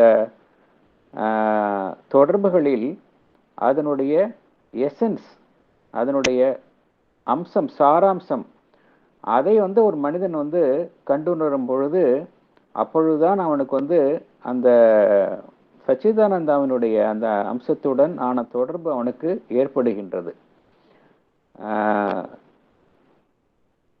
மேற்புறமாக தொடர்பு இருக்கின்ற வரைக்கும் அவனுக்கு அந்த உண்மையான அந்த சச்சிதானந்தாவினோட அம்சங்களினான தொடர்பு அவனுக்கு ஏற்படுவது இல்லை. அந்த உண்மையான அந்த எசன்ஸ் ஆஃப் திங்ஸ், ஒன்றொன்றிலும் உள்ள அந்த உண்மையான அந்த உண்மையுடன் அவனுக்கு தொடர்பு ஏற்படும் பொழுது, அவன் தற்பொழுது சந்திக்கக்கூடிய அந்த முரண்பாடுகள் எல்லாமே அங்கு ஒரு ஒத்திசைவாக்கப்படும் என்று பகவான் குறிப்பிடுகின்றார். அப்பொழுதுதான் அவன் சந்திக்கக்கூடிய அந்த தொடர்புகள், அவைகளின் மூலமாக அவன் உண்மையான ஆனந்தத்தை பெற முடியும். தற்பொழுது உள்ள நிலையில் அவனுக்கு அதனுடைய எதிர்நிலைகளைத்தான் பகவான் எதிர்நிலைகளைத்தான் ஒரு மனிதன் சந்திக்கின்றான் என்று கருத்து இங்கு கூறப்படுகின்றது. அடுத்த பார்ட் ஆஃப் எக்ஸ்பிளனேஷன் போலாம் நம்ம. சார் அதுதானே சார் உண்மையான நிலை, இப்ப இருக்கிறது அதுதானே சார். அதையே பகவான் சொல்றாரு இல்லையா, நமக்கு அழுத்தி சொல்றார். இப்ப இருக்கிற நிலையில அவன் என்னதான் அதை ஹையர் இதை அடையணும்னு நினைச்சா கூட, அவன் அச்சீவ் பண்ணணும்னு நினைச்சா கூட அவனுக்கு கிடைக்கிறது கான்ட்ரடிக்டரி தான் அப்படின்னு சொல்றாரு இல்லையா. அதானே சார் சொல்ற வர்றாரு. ஆமா ஆமா ஆமா, அதுதான் காரணம். என்ன காரணம்னா, நான் அதுக்கு மெயின் காரணம் இந்த நம்ம சைத்திய புருஷன்ல வாழாம இருக்கிறதுனாலதான் மெயின் காரணம். அதுதான் இங்க பகவான் குறிப்பிடுகின்றார். we do not live in the true soul. அதனாலதான் நம்ம வெளியில நம்மளுக்கு ஏற்படக்கூடிய தொடர்பும் இந்த மேற்புற அமைப்புகளில் தான் தொடர்பு ஏற்படுகின்றது. அதில் உள்ள உண்மையான அமைப்புடன் நமக்கு தொடர்பு ஏற்படுவதில்லை. அதனால ஒன்று அவன் மேற்புறத்தில் வாழ்கின்றான், அவன் தொடர்பு கொள்ள அனைத்து விஷயங்களும் பார்த்தோம் அப்படின்னா அவைகளுடைய மேற்புற அம்சங்களின் மூலமாகத்தான் அவன் தொடர்பு கொள்கின்றான். அதனால அந்த உண்மையான அந்த ட்ரூ ஆஸ்பெக்டினுடைய தொடர்பே இல்லாம போயிடுது. அதனாலதான் இங்க மனிதனுக்கு எல்லாமே எதிர்நிலைகளாக காணப்படுகின்றது அப்படிங்கிறாரு. அப்ப totally inner to inner contact தான் இருக்கணும்.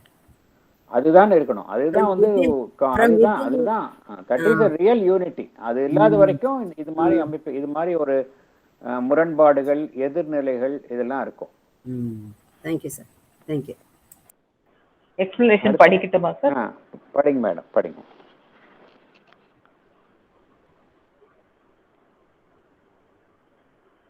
When man finds the essence Sachidananda in his contact with the world, he would at the same time find his own true soul. Through his own soul, he would find his self, because his true soul is his self's delegate. His self and the self of the world are one. This soul, as we have noted before, is not to be confused with the self. The self is something behind, immutable, unchanging, not born, not involved in the movement of life and death. This self puts forward a delegate or a deputy of itself in the movement of evolution, movement of growth and progress, and that is the soul, the psychic. It is the soul which really goes on drawing delight from our experience. But the desire soul, being driven by desires, limited by ego, can respond to any experience in terms of pleasure or pain or indifference, but never as delight in itself. Sri M.P. Pandit talks on the Life Divine, page 145.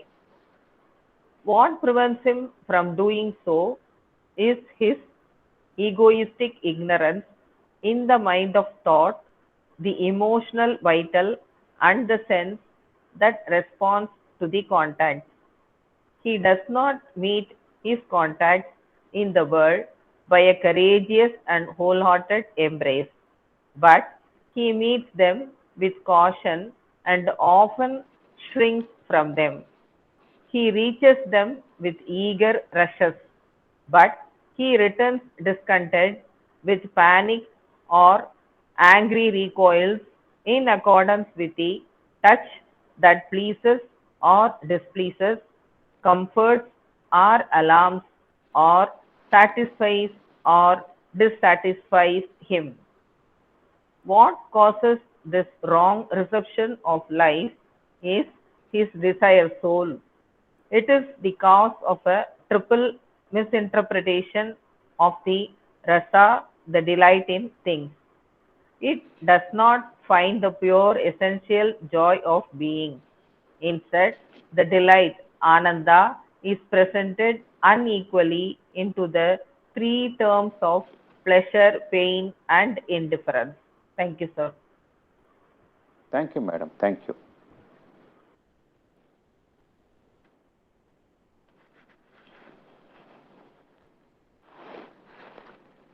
ஒரு மனிதனுக்கு இந்த soul, அந்த true சோல்ல வந்து ஒரு மனிதனுக்கு வந்து கண்டுணரும் பொழுதுதான் இந்த உலகத்தில் சந்திக்கக்கூடிய அனைத்து தொடர்புகளிலும் உள்ள அந்த பிளிஸ் அதை அவன் உணர முடியும். இந்த சைத்திய புருஷனை அவன் உணராமல் அந்த அவனுடைய செல்ஃப், இந்த பகவான் இங்க இரண்டு விளக்கங்கள் புரிஞ்சுக்கணும் நம்ம. ஒன்று டு இஸ் அவனுடைய ஓன் சோல், இது ஒன்று. இரண்டாவது ஹிஸ் செல்ஃப். இந்த செல்ஃப் வேற, இந்த சோல் வேற அப்படிங்கிற நம்ம இந்த விளக்கம் வந்து பகவான் நிறைய இடத்துல குறிப்பிடுகின்றார். நம்ம ரொம்ப தெளிவுபடுத்திக்கணும். ஏனென்றால் செல்ஃப் அப்படிங்கிறது என்ன அப்படின்னா அவனுடைய ஜீவாத்மன். சில சமயம் பகவான் சென்ட்ரல் பீயிங் அப்படிங்கிற ஒரு வார்த்தைகள் நான் கூட இதை குறிப்பிடுவார். சென்ட்ரல் பீயிங், ஜீவாத்மன், இதெல்லாமே செல்ஃப், கேபிட்டல் லெட்டர் போட்டு செல்ஃப். அதனுடைய பிரதிநிதியாக ஒரு மனிதனுள் செயல்படுவது தான் இந்த சைத்திய புருஷன். செல்ஃப், இந்த ஜீவாத்மன், இந்த சென்ட்ரல் பீயிங், இதெல்லாம் வந்து பரிணாம வளர்ச்சியில் ஈடுபடுவது இல்லை. எது வந்து பரிணாம வளர்ச்சியில் தன்னை உட்படுத்தி கொள்கின்றது என்றால் இந்த சைக்கிக் பீயிங். இதுதான் இதுக்குள்ளே வித்தியாசம். இதை தெளிவாக நம்ம புரிஞ்சுக்கணும். நம்ம எப்போ ஒரு மனிதன் வந்து அந்த தன்னுடைய அந்த ஜீவாத்மன், அந்த சென்ட்ரல் பீயிங், இந்த செல்ஃப், அதை அவன் உணர முடியும் என்றால் அதற்கு முதலாக அவன் தன்னுடைய சைத்திய புருஷனை அவன் ஃபர்ஸ்ட் உணரணும். அப்பொழுதுதான் அவனுக்கு வந்து சொல்லுங்க மேடம். இப்ப நீங்க செல்ஃப்னு சொன்னது கேபிட்டல் எஸ்ஸா ஸ்மால் எஸ்ஸா? கேபிட்டல் எஸ் தான். ஸோ அந்த செல்ஃப் அப்படின்னா ஸ்மால் செல்ஃப்னு கொடுக்குறது நம்மளுடைய பர்சனல் செல்ஃப் சொல்றதா அது அப்படின்னா? அதாவது இந்த இந்த இந்த இடத்துல குறிப்பிடுறது எல்லாமே வந்து இங்க விளக்கத்துல இங்க பகவானுக்கு வந்து பகவான் வந்து இங்க குறிப்பிடக்கூடிய அந்த அந்த செல்ஃப் அப்படிங்கிறது அவனுடைய ஜீவாத்மனை தான் குறிப்பிடுகின்றார். அங்க அவங்க கேபிட்டல்ல போடலைன்னா கூட செல்ஃப் அப்படிங்கிறது ஜீவாத்மனை தான் குறிப்பிடுகின்றார். சரி, அந்த ஜீவாத்மான்னு நம்ம சாதாரணமா சொல்றது பரமாத்மா படைக்கப்பட்டது ஜீவாத்மா, ஜீவனை கொண்டுன்றத. அப்போ இங்க வந்து பகவானுடைய கூற்றுப்படி பரமாத்மா படைத்திருந்தாலும் அது வந்து பரமாத்மாவினுடைய அம்சம்தான். அதனால அங்கேயும் வந்து அந்த கேபிட்டல் எஸ் கொண்டு வரலாம் அப்படின்ற மாதிரி இல்லையா?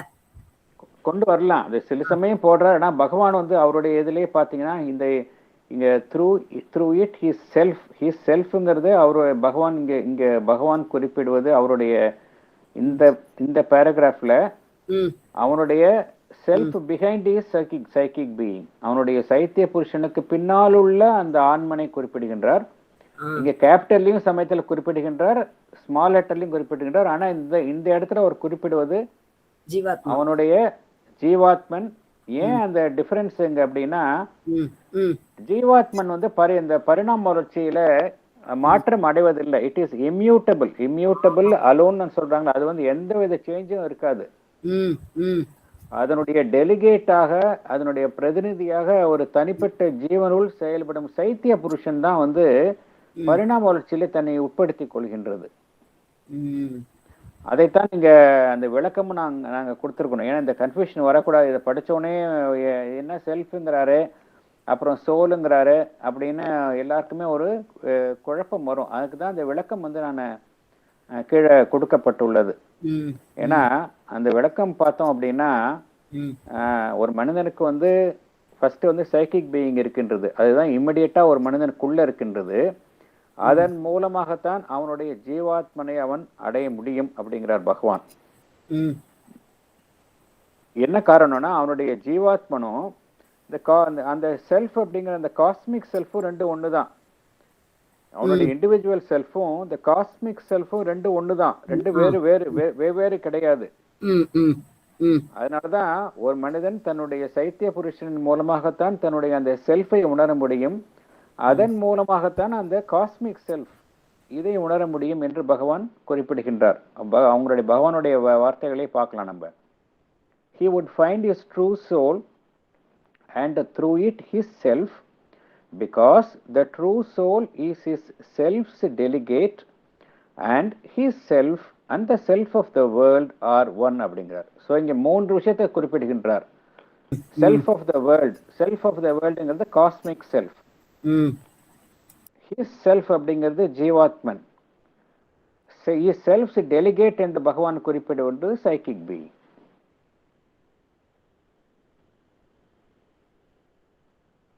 இந்த இந்த இந்த இங்க இங்க பகவான் இங்க குறிப்பிட்டு வந்து இதுக்கு விளக்கம் கூட கொடுத்துருப்போம். நம்ம சோலுக்கும் அந்த செல்ஃபை நம்ம வந்து குழப்பிக்க கூடாது அப்படிங்கிறாங்க. ஏன்னா செல்ஃப் அப்படிங்கிறது பின்னிருந்து இயக்குவது, எந்தவித மாற்றமும் அடையாதது, தான் எந்தவித மாற்றமும் மாறுதலையும் அடையாதது. இட் இஸ் நாட் பார்ன், பிறப்பு இறப்பு அதுக்கெல்லாம் அது வந்து உட்படுத்தி கொள்ளாதது.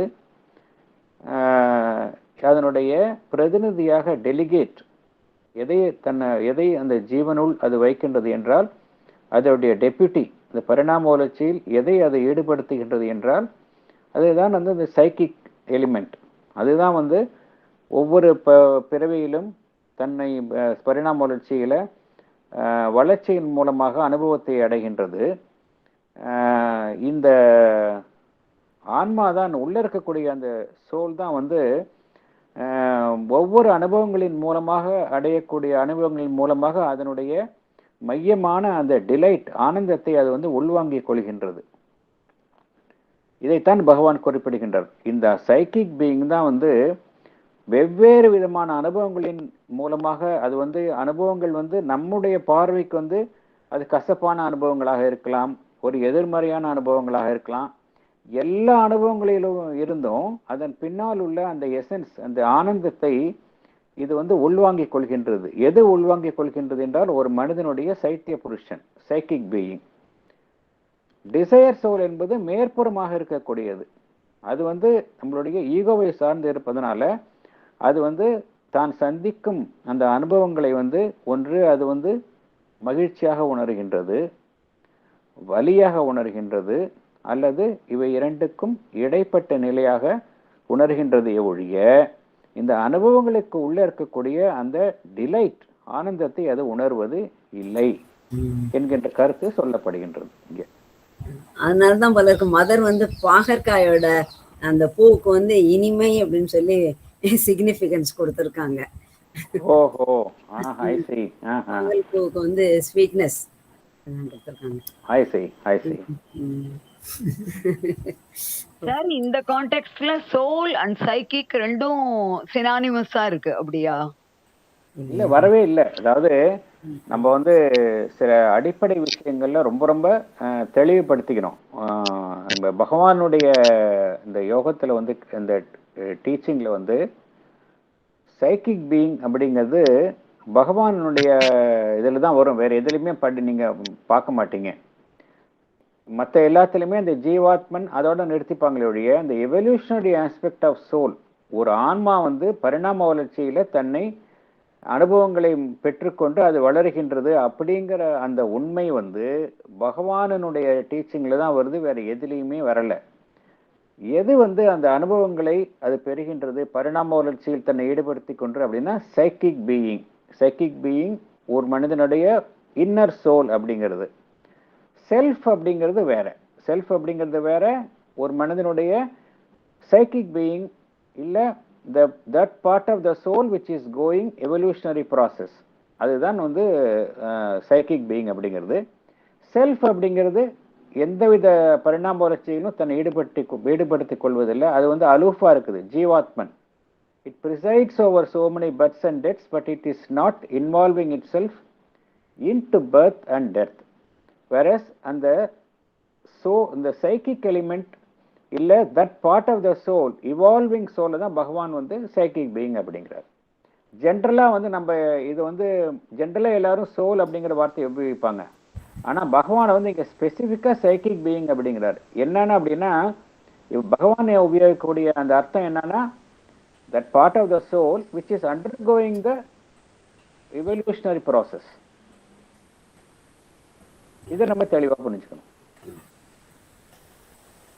சார் நம்ம இப்ப படிக்கிற விஷயத்துல அந்த பண்டிட்ஜியோட எக்ஸ்பிளனேஷன்ங்கிற இடத்துல ஒரு 4-5 லைன் கீழே that is the soul comma the psychic அப்படின்னு சொன்னதுனால தான் கொஞ்சம் மிஸ்டேக். ஆமா, ரெண்டுமே ஒண்ணுதான். இங்க பகவான் இங்க கூறக்கூடியது இந்த உள்ள இருக்கக்கூடிய அந்த இந்த பாருங்க பகவான் இங்க என்ன கூறுகின்றார் என்றால் சோல் இப்படிங்கிறது பகவான் இங்க குறிப்பிடக்கூடியது சைக்கிக் பீயிங் தான். அதுல ஒன்றும் சந்தேகம் இல்லை. இங்க கூடக்கூடிய டிஃபரன்ஸ் வந்து சோலுக்கும் செல்ஃபுக்கும் உள்ள டிஃபரன்ஸ் தான் சொல்கின்றார். நீங்க கேட்டது என்ன கேட்டீங்க? சோலும் சைக்கிக் பீயிங் ரெண்டையும் ஒரே மாதிரி யூஸ் ஒண்ணுதான், ஒரே மாதிரி தான். அதுல ஒண்ணும் மாற்றம் கிடையாது. நன்றி. நான் நீங்க செல்ஃப்னு கேக்குறீங்க, தவறா புரிஞ்சுக்கிட்டேன். இல்ல நீங்க செல்ஃப் ரொம்ப விளக்கமா சொன்னீங்க. செல்ஃப் அண்ட் செல்ஃப் சைக்கிக் வேற, புரிஞ்சுது. சோல் வேற. சோல் நீங்க பகவான் குறிப்பிடுவது சைக்கிக் பீயிங் தான். அதுல எந்த வித மாற்றமும் இல்லை.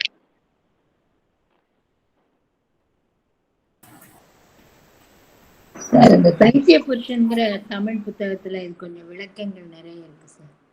நிறைய இருக்கும், அதுல ரொம்ப டீடைல்டா இருக்கும். அதுல நிறைய மாதிரி கேட்டிருக்கிறாங்க. ஜீவாத்மன்னா என்ன, சோல்னா என்ன, சைக்கிக் பீயிங்னா என்னங்கிறது இதெல்லாம் கேட்டிருக்கிறாங்க. அதுல அதுக்கு விளக்கம் நிறைய இருக்குது. அதுல இந்த சைத்திய புருஷனுங்கிற புக்ல நம்ம அடிக்கடி பார்த்திருக்கோம். நம்ம இதெல்லாம் படிச்சிருக்கோம் நம்ம இதுல கூட. ஆமா, நீங்களே கொடுத்திருக்கீங்க சார். ஆமா, இங்க நம்ம என்ன பார்க்கணும் அப்படின்னா எதுக்காக அந்த கான்செப்டை சொல்றாங்க அப்படின்னா இதுல நம்ம ரொம்ப தெளிவா என்னன்னா இந்த சர்ஃபேஸ் சோல தான், சர்ஃபேஸ்ல இருக்கக்கூடிய அமைப்பை தான் வந்து மேற்புற அமைப்பை தான் வந்து டிசையர் சோல் என்று பகவான் குறிப்பிடுகின்றார். சப்லிமினல் பார்ட் உள்ள இருக்கக்கூடியதை தான் வந்து பகவான் சைக்கிக் பீயிங் அப்படிங்கிறார். சைக்கிக் பீயிங் அப்படி அதுக்கு தான் வந்து இந்த டிலைட்டை வந்து ஆனந்தத்தினுடைய உண்மையான சொரூபத்தை அதுதான் வந்து அனைத்து அனுபவங்களிலும் அது அனுபவிக்கின்றது. ஆனால் நம்மளுடைய மேற்புற அமைப்புல வந்து நம்ம வந்து ஒரு விஷயத்தை சந்தோஷமா பார்க்குறோம், ஒரு விஷயத்தை வந்து துக்கமா பார்க்குறோம், ஒரு விஷயத்தை வந்து இரண்டுக்கும் இடைப்பட்ட நிலையில பார்க்குறோம். நம்ம வந்து அதுக்கு எல்லாத்திற்கும் பின்னால் உள்ள இந்த ரசா ஆஃப் திங்ஸ் அப்படிங்கிறாரு. அந்த எசென்ஷியல் டிலைட்டை வந்து நம்ம உணர்வது இல்லை. ஏன் உணர்வது இல்லை அப்படின்னா நம்ம வந்து அந்த சர்ஃபேஸ் டிசையர் சோல்ல வாழ்கின்றோம். அதெல்லாம் நம்மளால வந்து உண்மையான அந்த ரசத்தை வந்து நம்மளால உள் வாங்கிக் கொள்ள முடிவது இல்லை. அந்த கருத்தை தான் பகவான் குறிப்பிடுகின்றார். இங்க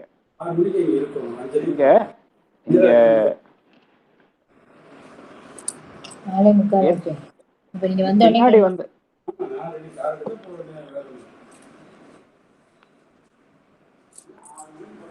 இங்க பகவான் வந்து இங்க குறிப்பிடுவது என்ன காரணத்தினால அதை நம்மால் பண்ண முடியவில்லை அப்படின்னா அவனுடைய ஈகோயிஸ்டிக் இக்னோரன்ஸ், தன்னுடைய ஈகோவை சார்ந்த ஒரு அறியாமை, அவனுடைய மனம் சார்ந்த மனதினால இருக்கட்டும், அவனுடைய அந்த பிராணமய பாகத்திலும் சரி, எல்லாத்திலையுமே வந்து ஒரு அறியாமையில் அவன் இருக்கின்றான்.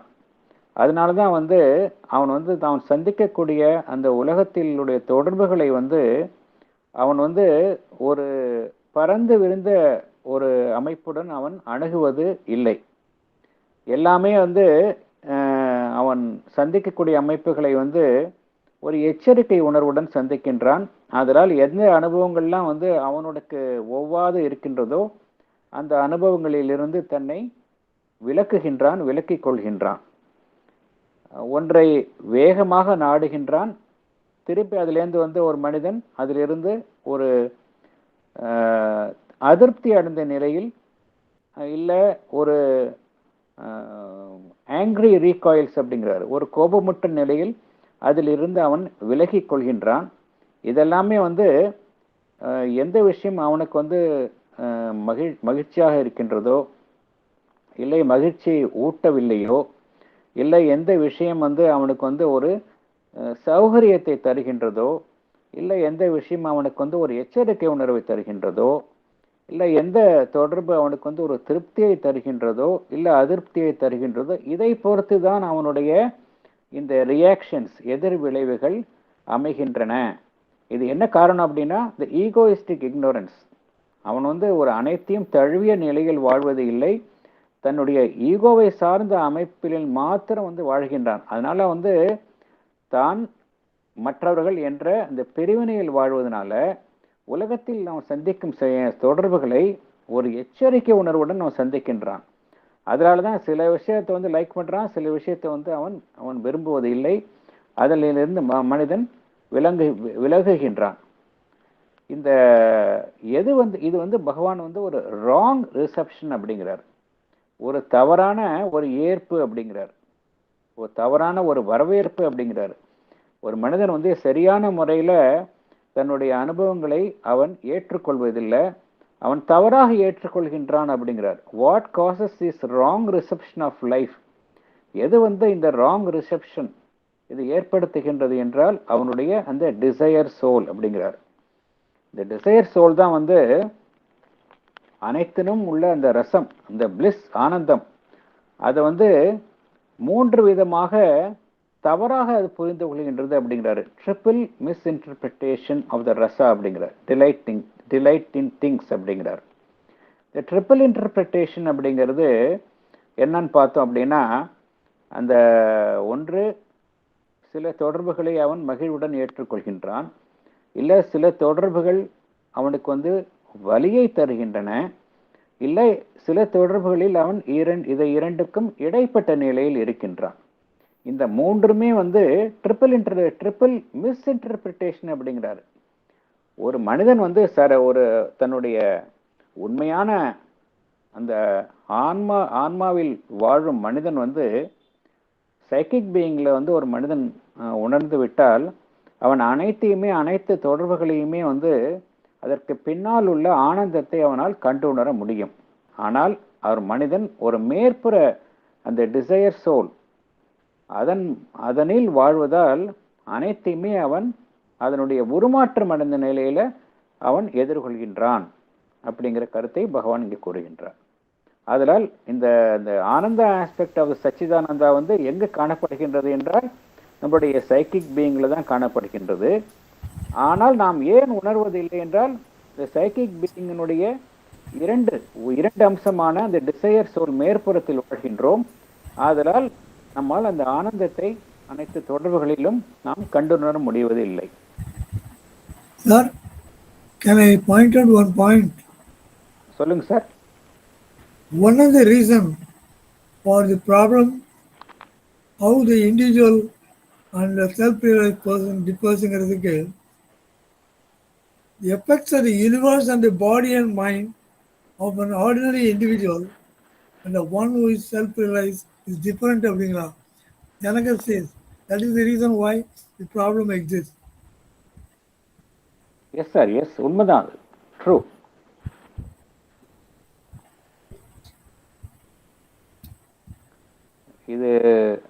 இது வந்து எவ்வளோ பேர் அந்த செல்ஃப் ரியலைஸ் பண்ணவங்க இருப்பாங்க இல்லையா? மேபி ரொம்ப ரொம்ப கம்மி. மெஜாரிட்டி வந்து ஒரு சாதாரண நிலையில் வாழக்கூடியவர்கள் தான். அதனால தான் அதுக்காக வந்து இப்போ நம்மை போன்றவர்கள் வந்து என்ன செய்யணும் அப்படிங்கிறதுக்கு மதர் வந்து ரொம்ப கிளியர் கட் கைட்லைன்ஸ் கொடுத்துருக்குறாங்க. இந்த ஸ்டெப் பேக்குங்கிறதே இதுதான். ஸ்டெப் பேக் அப்படிங்கிறது எதுக்குமே வந்து நீங்கள் ரியாக்ட் பண்ணுறதுக்கு முன்னாடி கொஞ்சம் நிதானித்து செயல்படுதல். பின்வாங்கி செயல்படும் பொழுது நம்மளுடைய இந்த செயல்பாடுகளுடைய பாதிப்புகள்லேருந்து நம்ம விலகிடுவோம். இதுதான் ஒன்று. அதுக்காக நம்ம செல்ஃபை ரியலைஸ் பண்ணுறதுக்கு செல்ஃபை ரியலைஸ் பண்ணுறதுங்கிறது ரொம்ப ஹையஸ்ட் ஸ்டேட்டு. முதல் படியாக மதர் என்ன சொல்கிறாங்க அப்படின்னா அந்த ஸ்டெப் பேக் பண்ணும்பொழுது என்ன அப்படின்னா நம்ம இது மாதிரி இந்த ராங் ரிசப்ஷன் ஆஃப் திங்ஸ்லேருந்து நம்ம வந்து நம்மை ஓரளவு நம்மால் அதிலேருந்து குறைத்து கொள்ள முடியும். Thank you so much.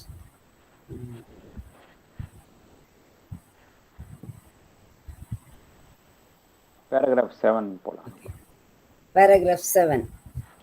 We have seen when we consider the delight of existence in its relations to the world, that there is no absoluteness or essential validity in our standards of pleasure and pain and indifference, that they are entirely determined by the subjectivity of the receiving consciousness, and that the degree of either pleasure or pain can be heightened to a maximum or depressed to a minimum or even effaced entirely in its apparent nature. Pleasure can become pain or pain pleasure because in their secret reality they are the same thing differently reproduced in the sensations and emotions. Indifference is either the inattention of the surface desire soul in its mind, sensations, emotions, and cravings to the rasa of thing, or its incapacity to receive and respond to it, Beautiful. or its refusal to give any surface response, or again its driving and crushing down the pleasure or the pain by the will into the neutral tint of unacceptance.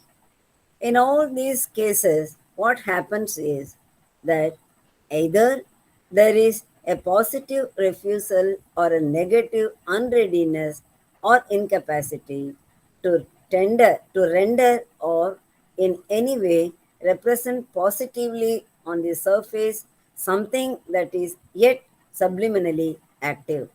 Thank you, sir.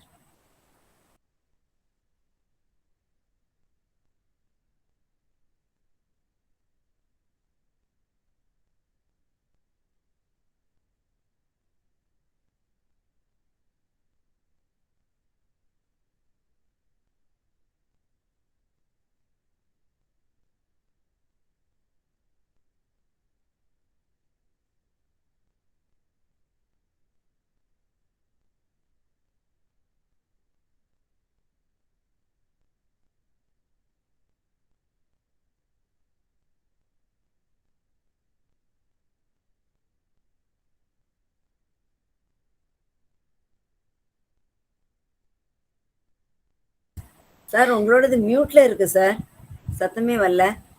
O sorry sorry madam, sorry sorry. இந்த பேராகிராஃபினுடைய essence வந்து முக்கியமான கருத்துக்கள் வந்து chapter 12 வந்து the delight of existence the solution, அதில் வந்து ரொம்ப விரிவாக பகவான் கொடுத்துள்ளார். அதைத்தான் நீங்கள் திருப்பி வந்து விளக்குகின்றார். நம்ம எக்ஸ்பிளனேஷனுக்கு உள்ள போகலாம். நம்ம படிக்கட்டுமா சார்? படிங்க மேடம், படிங்க படிங்க. Sri Aurobindo here refers to chapter 12, the delight of existence, the solution. Let us go through the salient points mentioned in the paragraph. Why do we react to external events with the triple vibration of pleasure, pain, and indifference? This is our superficial response. It is an arrangement and result of our imperfect evolution. These responses have no absoluteness, no finality. It is not necessary that we should respond with pain or pleasure to particular stimulus. Our reactions are created by mere habit. Our nature has formed certain habits by which we respond to a particular contact with pleasure, to some other with pain, and to some other without any reaction. It is because that is the constant relation the recipient, that is we, has established with the contact. It is quite within our capacity to return an opposite response of pain where there used to be pleasure, and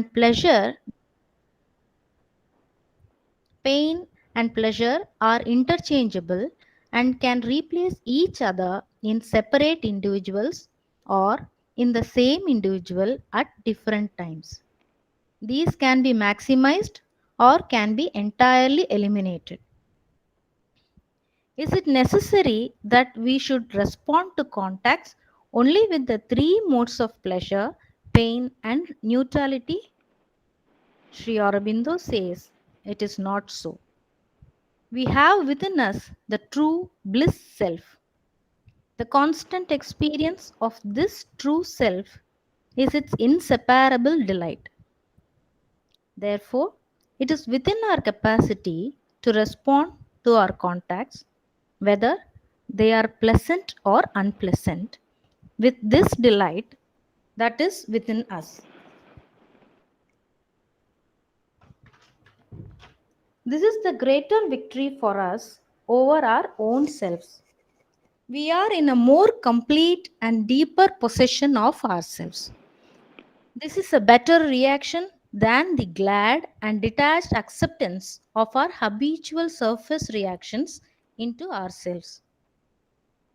Sri Aurobindo says, pleasure can become pain or pain can become pleasure because in their secret reality they are the same thing, that is, the delight. They are only differently reproduced in the sensations and emotions. How we react to our external events depends entirely on our receiving consciousness. Even when the desire soul receives an experience as painful, it is registered inside by the true soul as an experience of delight. That is why, whatever be the reaction of our external being, the inner soul goes on drawing the sap of each experience in terms of delight and grows thereby. Sri M.P. Pandit talks of the life divine, page number 146. Sometimes we react neither with pain nor with pleasure. We are indifferent to certain events. It denotes the incapacity of the individual to respond appropriately. Sri Aurobindo says indifference is the inattention of the surface desire soul in its mind, sensations, and emotions to the rasa of things. Or it is because of the incapacity of the desire soul to receive and respond to the rasa of things, or it refuses to give any surface response, or it is possible by the willpower to suppress the pleasure and pain into a state of neutral non acceptance. In all these cases of neutral indifference, the inner response, which is always positive, which is ever present, does not come out on the surface or is not allowed to come out on the surface. We refuse to react, or there is a negative unreadiness or incapacity to represent in any way positively something that is yet subliminally active. Thank you, sir. Thank you madam. இது கொஞ்சம் நிறைய கருத்துக்கள் நம்ம பார்த்தோம் அதில். உங்கள் explanation பிரமாதமாக இருக்குது சார். Thank you sir, thank you. இதில் முக்கியமாக நம்ம பார்க்கலாம், நம்ம இங்கே வெளிப்புறமாக வரக்கூடிய அந்த நிகழ்ச்சிகளுக்கு நம்ம மகிழ்ச்சியோட அதை எதிர்கொள்கின்றோம், இல்லை வலியுடன் எதிர்கொள்கின்றோம், இல்லை இரண்டுக்கும் இடைப்பட்ட நிலையில் எதிர்கொள்கின்றோம். இது ஏன் நம்ம அது மாதிரி ரியாக்ட் பண்ணுறோம் அப்படிங்கிற கேள்வி எழுகின்றது. இது என்ன அப்படின்னா, இது ஒரு சூப்பர்ஃபிஷியல் ரெஸ்பான்ஸ் அப்படிங்கிறாங்க. இது நம்ம ஒரு மேற்புறமான இது. நம்ம எல்லாருமே இது எல்லார் மனிதர்களுமே நம்ம அன்றாடம் இந்த அனுபவங்களை தான் நம்ம பெறுகின்றோம். ஒன்று சந்தோஷமாக ஒரு நிகழ்ச்சிக்கு ரியாக்ட் பண்ணுறோம், இல்லை ஒரு நிகழ்ச்சியை குறித்து நம்ம அப்செட் ஆகிறோம், இல்லை இரண்டுக்கும் இடையில் இருக்கின்றோம்.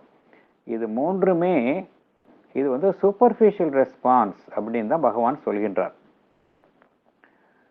இது ஒரு அமைப்பு.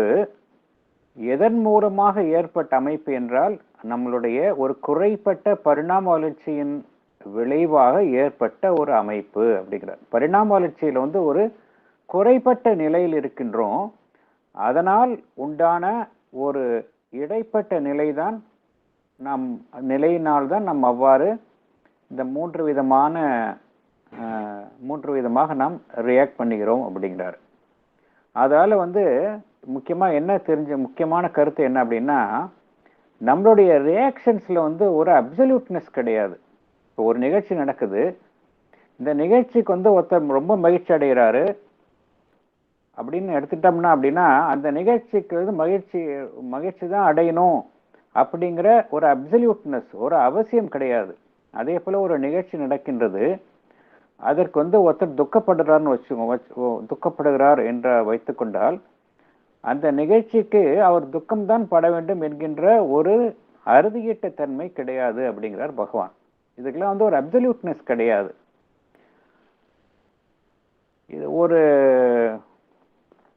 ஒரு தொடர்புக்கு வந்து நம்ம வந்து மகிழ்ச்சி உற வேண்டும் என்றோ இல்லை துன்பம் அடைய வேண்டும் என்றோ என்கின்ற ஒரு கட்டாயம் கிடையாது அப்படிங்கிறார். இது வந்து வெறும் பழக்கத்தினால் ஏற்பட்ட எதிர் விளைவுகள். Our reactions are created by mere habit. இந்த பழக்கம் வந்து எதனால் ஏற்படுத்தப்பட்டது என்றால் நம்மளுடைய நேச்சர். நம்ம நேச்சர் தான் வந்து இந்த பழக்கத்தை நமக்கு உண்டாக்கி உள்ளது. ஒரு குறிப்பிட்ட தொடர்புக்கு வந்து நாம் மகிழ்வுடன் அதை எதிர்கொள்கின்றோம். மற்றொரு தொடர்புக்கு நாம் அதை ஒரு வேதனையுடன் நாம் எதிர்கொள்கின்றோம். சில தொடர்புகளுக்கு நாம் எந்த விதமான எதிர்விளைவோ ரியாக்ஷனோ செய்வது இல்லை. இது என்ன காரணம் அப்படின்னா, பகவான் இங்க என்ன கூறுகின்றார் என்றால், there is a constant relation the recipient has established with the contact. ஒரு தொடர்புக்கு இப்படித்தான் நம்ம ரியாக்ட் பண்ண வேணும் அப்படிங்கிற ஒரு குறிப்பிட்ட ஒரு உறவை நாம் ஏற்படுத்தி கொண்டுள்ளோம். அதன் காரணமாகத்தான் நாம் அவ்வாறு ஒரு நிகழ்ச்சிக்கு நாம் ஒரு செயலுக்கு நாம் ரியாக்ட் செய்கின்றோம். பகவான் கூறக்கூடிய முக்கியமான கருத்து என்ன அப்படின்னா, நமக்கு வந்து ஒரு விஷயம் வந்து வலியை கொடுப்பது என்றால் அதை வந்து மகிழ்ச்சியுடன் ஏற்றுக்கொள்ள முடியும் அப்படிங்கிறார். அந்த திறமை வந்து ஒரு மனிதனுக்கு இருக்கின்றது அப்படிங்கிறார். அதே போல எந்த தொடர்பு வந்து நம்மளுக்கு மகிழ்ச்சியை தருகின்றதோ அதையும் நாம் ஒரு மகிழ்ச்சிக்கு பதிலாக வலியுடன் ஏற்றுக்கொள்ள முடியும். இந்த ஆப்போசிட்டாக கூட மனிதனுக்கு ரியாக்ட் பண்ண முடியும் அப்படிங்கிறார். இந்த கெப்பாசிட்டி ஒவ்வொரு மனிதனுக்குள்ளேயும் இருக்கின்றது என்று பகவான் குறிப்பிடுகின்றார். என்ன காரணம் அப்படின்னா, இந்த பெயின் அண்ட் பிளஷர்ங்கிறது நம்மளுடைய ரியாக்ஷன் தானே ஒழிய, அந்த எது வந்து வலியையும் இன்பத்தையும் தருகின்றதோ அது உருவாக்குவதில்லை, நாம் தான் உருவாக்குகின்றோம். இந்த பெயின் அண்ட் பிளஷர் என்கின்ற இந்த ரியாக்ஷன் எதிர்விளைவை யார் உருவாக்குவது என்றால், அந்த குறிப்பிட்ட பொருளோ நபரோ உருவாக்குவது இல்லை, நாம் தான் உருவாக்குகின்றோம் அப்படிங்கிறார் பகவான்.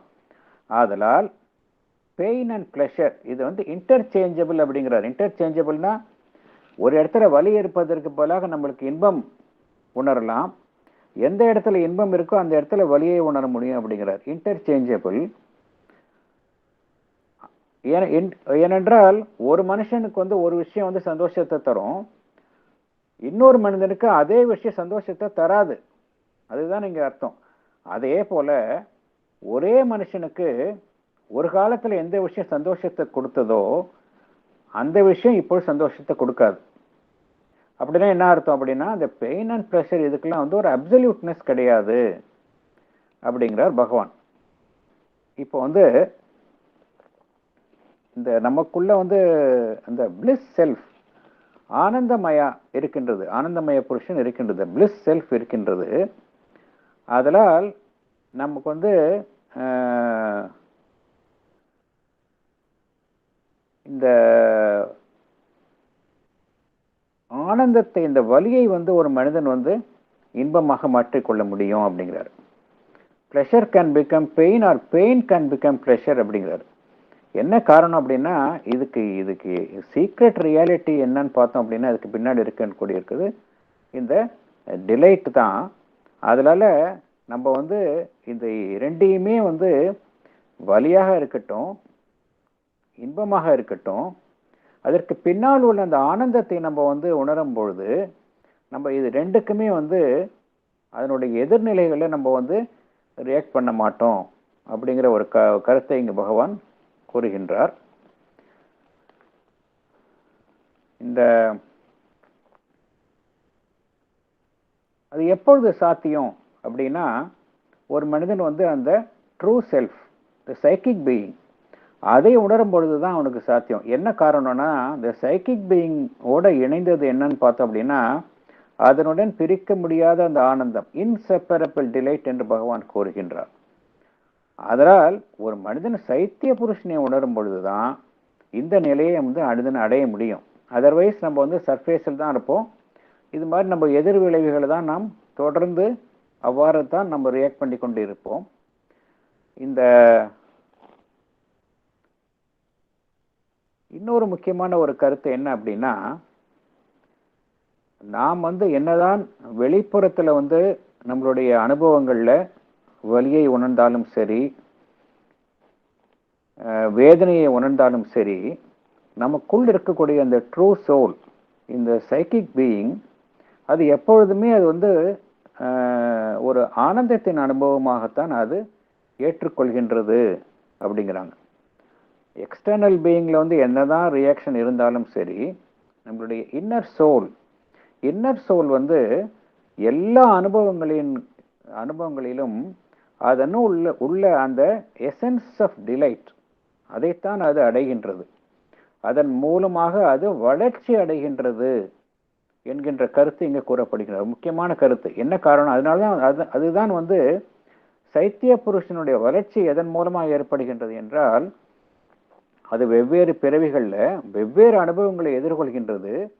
அனைத்து அனுபவங்கள் அது வந்து அந்த அனுபவங்கள் வந்து ஒரு மகிழ்ச்சியான அனுபவங்களாக இருக்கலாம் இல்லை துன்பமான அனுபவங்களாக இருக்கலாம்.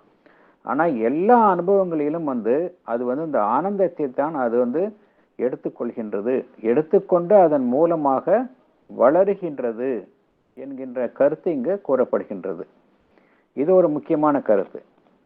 ஆக இங்க என்ன நம்ம பார்த்தோம் அப்படின்னா இந்த பெயின் பிளஷர் அப்படிங்கிறது அது வந்து ஒரு அறுதியெட்டு நிலைகள் கிடையாது. இதை பார்த்தோம். எதுக்கு வந்து நம்ம வந்து வேதனையை உணர்கின்றோமோ அதற்கு பதிலாக இன்பத்தை உணர முடியும். எதற்கு இன்பத்தை உணர்கின்றோமோ அதற்கு பதிலாக வேதனையை நம்மால் உணர முடியும். ஒரு மனிதன் வந்து சைத்திய புருஷனில் வாழும் பொழுது அனைத்திற்கும் பின்னால் உள்ள அந்த ஆனந்தத்தை உணர முடியும் அப்படிங்கிற கருத்தை பார்த்தோம். சில சமயம் வந்து சில விஷயங்களுக்கு வந்து நம்ம வந்து எந்தவித ஒரு எதிர் விளைவும் நமக்கு இருக்காது, இன்டிஃபரெண்டா இருப்போம் நம்ம. இப்போ அதனுடைய பின்னாடி உள்ள அந்த என்ன காரணத்தினால் நம்ம வந்து இன்டிஃபரன்ஸ் இருக்கிறது, ஒரு பாராமுகமாக நாம் நிகழ்ச்சிகளை எதிர்கொள்கின்றோம். இதற்கு என்ன காரணம் அப்படிங்கிற கருத்து இங்கே பகவான் என்ன கூறுகின்றார் என்றால் அதை ஒட்டிய கருத்து என்ன கூறுகின்றார் என்றால் it denotes the incapacity of the individual to respond appropriately அப்படிங்கிறார். incapacity of the individual to respond appropriately அப்படிங்கிறார். அதனால இந்த இன்டிஃபரன்ஸ் அப்படிங்கிறது அதை நம்ம வந்து ஈக்குவல் டிலைட்னு எடுத்துக்கூடாது. ஈக்குவல் டிலைட் அப்படிங்கிறது ஹையர் ஸ்டேட்டஸ், எல்லாத்தையும் சமமாக எதிர்கொள்வதுங்கிறது ஹையர் ஸ்டேட்டஸ். ஆனால் நம்ம வந்து சில விஷயத்துக்கு வந்து எந்தவித ரியாக்ஷனும் பண்ண மாட்டோம், இன்டிஃபரெண்ட்டாக இருப்போம். அந்த இன்டிஃபரன்ஸ் வந்து எதை குறிக்கின்றது என்றால் ஒரு மனிதனுடைய இன்கெப்பாசிட்டி, ஒரு விஷயத்துக்கு எப்படி ரெஸ்பாண்ட் பண்ணணுமோ அது மாதிரி பண்ணாமல் இருக்கக்கூடிய இன்கெப்பாசிட்டியை தான் குறிக்கின்றது என்று பகவான் குறிப்பிடுகின்றார். இது பகவானுடைய ரொம்ப ஒரு அழகான வார்த்தை சென்டென்ஸ் என்னன்னா, it is indifference is the inattention of the surface desire soul in its mind, sensations and emotions to the rasa of things. இதுவும் வந்து ஒரு நெகட்டிவ் ஸ்டேட் தான் அப்படிங்கிறார். எப்படி வந்து ஒரு பெயின் ஒரு நெகட்டிவ் ஸ்டேட்டோ, ப்ளஷர் வந்து ஒரு நெகட்டிவ் ஸ்டேட்டோ, இன்டிஃபரன்ஸ் பாராமுகமாக இருப்பது ஒரு நெகட்டிவ் ஸ்டேட் தான். எது பாசிட்டிவ் ஸ்டேட்னா பிளிஸ் தான். எல்லாத்திலையும் உள்ள பிளிஸ்ஸை உணர்வது தான் பாசிட்டிவ் ஸ்டேட்டு. வலியை உணர்வதும் ஒரு நெகட்டிவ் ஸ்டேட் தான். அதீதமான இன்பத்தை உணர்வதும் ஒரு நெகட்டிவ் ஸ்டேட்டு தான். ஆனால் ஆனந்தத்தை உணர்வது தான் உண்மையான ஒரு பாசிட்டிவ் ஸ்டேட். பாராமுகமாக இருப்பதும் ஒரு நெகட்டிவ் ஸ்டேட் தான் அப்படிங்கிறாரு. என்ன காரணம் அப்படின்னா, நீங்கள் வந்து எல்லாத்துக்கு பின்னாடி ஒரு ரசம் இருக்குங்கிறது, அதை வந்து உன்னுடைய அதை உணரக்கூடிய திறமை ஒரு மனிதனுக்கு இல்லை அப்படிங்கிறார்.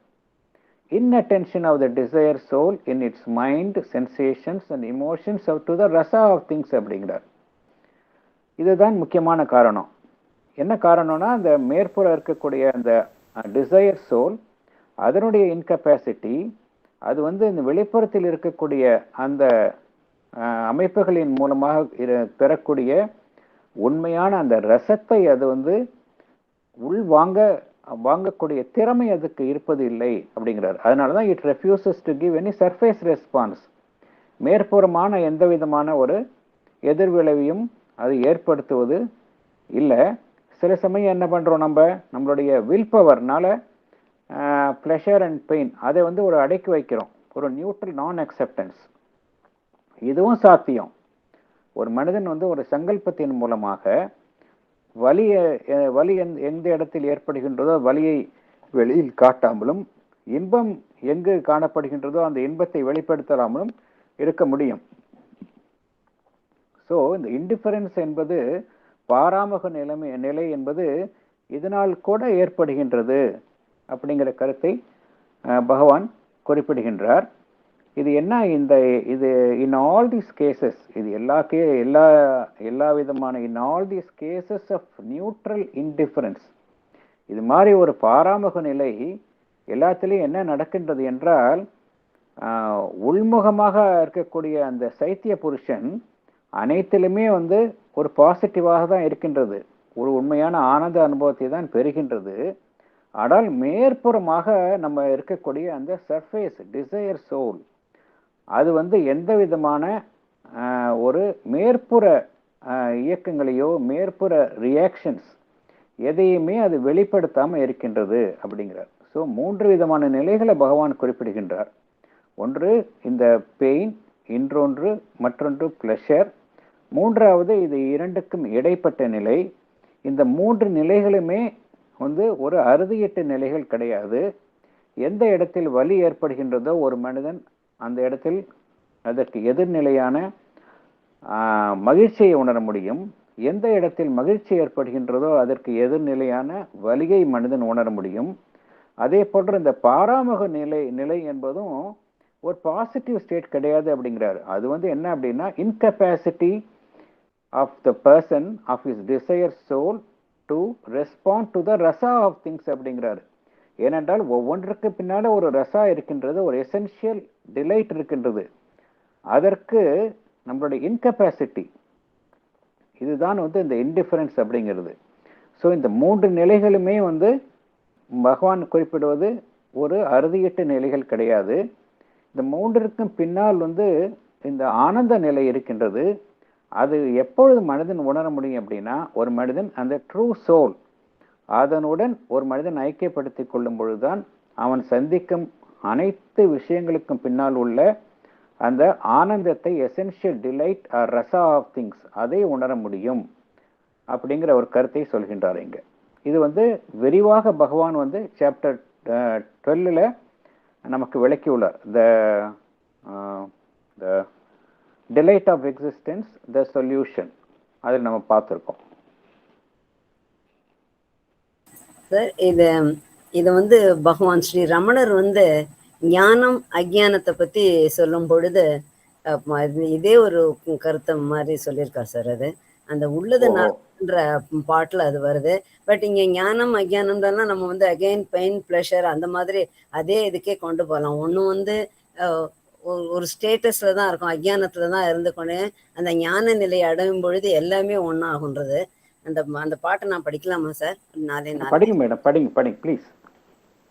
ஞானமாம் தானே மெய் நானாவாம் ஞானம், அஜானமாம் பொய்யாம் அஜானமுமே ஞானமாம் தன்னையன்றி இன்றணிகள் தாம் பலவும் பொய்மெய்யாம் பொன்னையன்றி உண்டோ புகழ். ஒரு நகை இருக்குன்னு சொன்னா நகையில தான் வேறுபாடு இருக்கே ஒழிய அதனுடைய பேஸ் வந்து தங்கம் தான். அதே மாதிரி இங்க வந்து pain or pleasure or indifference எதுவாக இருந்தாலும் வந்து த பேஸ் இஸ் பிளிஸ் அப்படின்றத இங்க பகவான் சொல்றேன். எனக்கு இந்த பாட்டு ஞாபகத்துக்கு வந்தது சார். ஓகே கரெக்ட், ரொம்ப சரியானது. இது சாவித்திரியில் கூட வருகின்றது. இதை கொடுத்த கருத்துக்கள் வந்து நிறைய இடத்துல சாவித்திரியில் வரும். இந்த பெயின், ப்ளஷர் அண்ட் இன்டிஃபரன்ஸ், இது வந்து இதுக்கு பின்னால் உள்ள அந்த டிலைட், இது குறித்து சாவித்திரியிலும் பகவான் வந்து விளக்குகின்றார். இது ரொம்ப முக்கியமான ஒரு இது வந்து நமக்கு வந்து ரொம்ப ஒரு வாழ்விற்கு வந்து ஒரு தேவையான ஒரு கருத்து. ஏன்னா நம்ம எல்லாருமே வந்து ஒரு ஸ்டாண்டர்டு மெத்தடில் தான் எல்லாத்தையும் ரியாக்ட் பண்ணிக்கிறோம். வாழ்வில் இப்படின்னா இப்படி தான் ரியாக்ட் பண்ணணும் அப்படிங்கிற ஒரு ஸ்டாண்டர்டில் தான் எல்லாரும் ரியாக்ட் பண்ணுறோம். அது மாதிரி ரியாக்ட் பண்ணுறது வந்து ஒரு மனிதனுக்கு பழக்கத்தினால் தான் ஏற்பட்டது. அது மாதிரி ஒரு மனிதன் ரியாக்ட் பண்ணணும் அப்படிங்கிற அவசியம் கிடையாது அப்படிங்கிற ஒரு முக்கியமான கருத்தை தான் நீங்க பகவான் குறிப்பிடுகின்றார். வரதெல்லாம் ஹாபிட்ஸ் சார். ஹாபிட்ஸ்ல இருந்து we are not able to change. That is the problem. Correct. அதுதான் problem. Thank you. Thank you sir. Thank you. Paragraph 88 போலாம் நம்ம. Paragraph 8. For as we now know by psychological observation and experiment that the subliminal mind receives and remembers all those touches of things which the surface mind ignores, so also we shall find that the subliminal soul responds to the rasa or essence in experience of these things which the surface desire soul rejects by distaste and refusal or ignores by neutral unacceptance. Self-knowledge is impossible unless we go behind our surface existence, which is a mere result of selective outer experiences, an imperfect sounding board, or a hasty, incompetent, and fragmentary translation of a little out of the much that we are, unless we go behind this and send down our plumber into the subconscient and open ourselves to the subconscient, superconscient, so as to know their relation to our surface being. For between these three things, our existence moves and finds in them its totality. The superconscient in us is one with the self and soul of the world and is not governed by any phenomenal diversity. It possesses, therefore, the truth of things and the delight of things in their plenitude. The subconscient, so-called, bottom note, the real subconscious is a nether diminished consciousness close to the inconscient.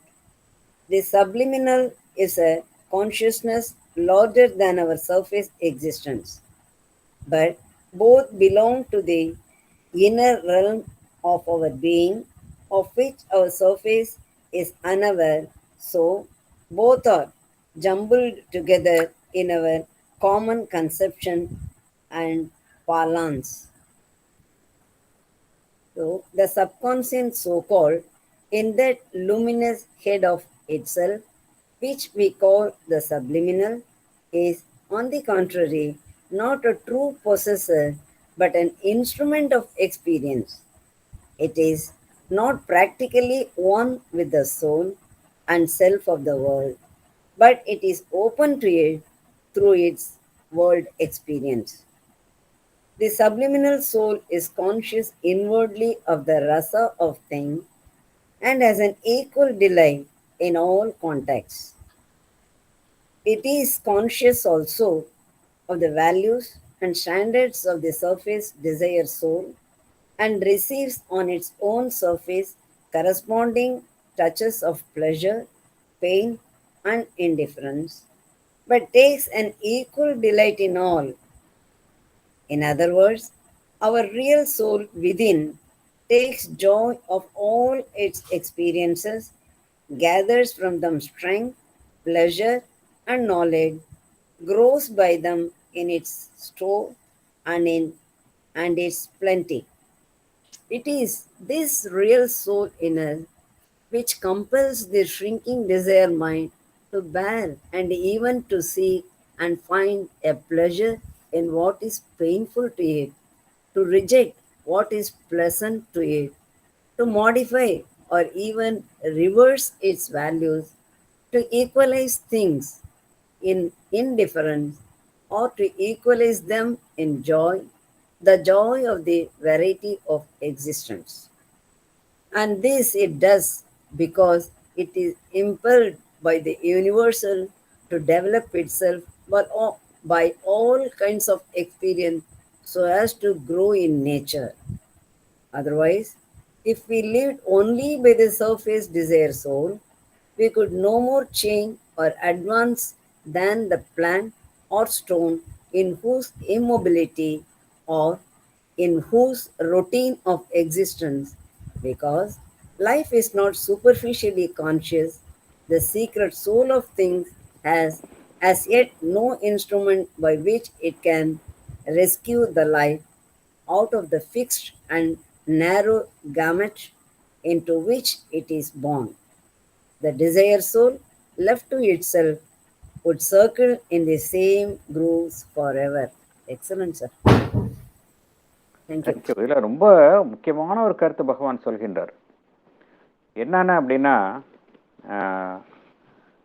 நம்ம பார்த்தோம் இதுக்கு முதல்ல 6th பேராகிராஃபில் பார்த்தோம், 5th பேராகிராஃபில் பார்த்தோம்.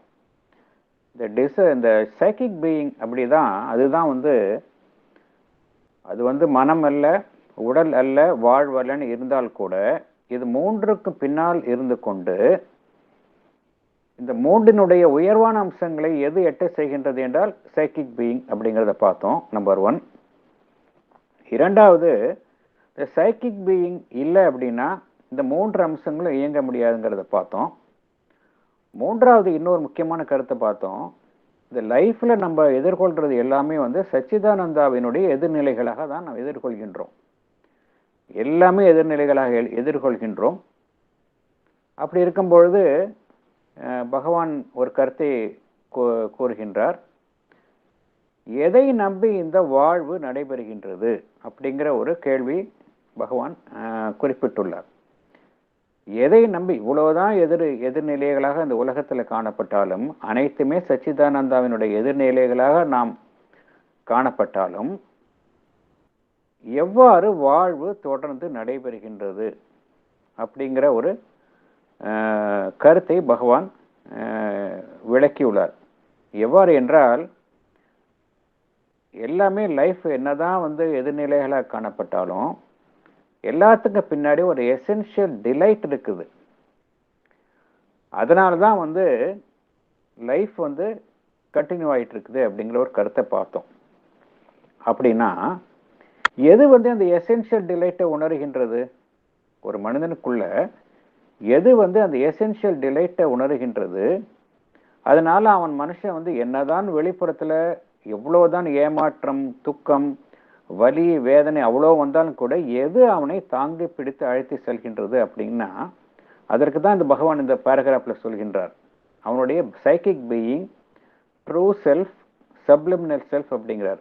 இதுதான் மனுஷன் வெளிப்புறத்தில் என்னதான் அவனுடைய ஒரு அதிர்ச்சிகள், ஏமாற்றங்கள் அவ்வளோத்தையும் எல்லா அனுபவங்களையும் உள்ளே வாங்கி கொண்டு அதனுள் உள்ள அந்த டிலைட் அதை எடுத்துக்கொண்டு அனுபவங்களாக எடுத்துக்கொண்டு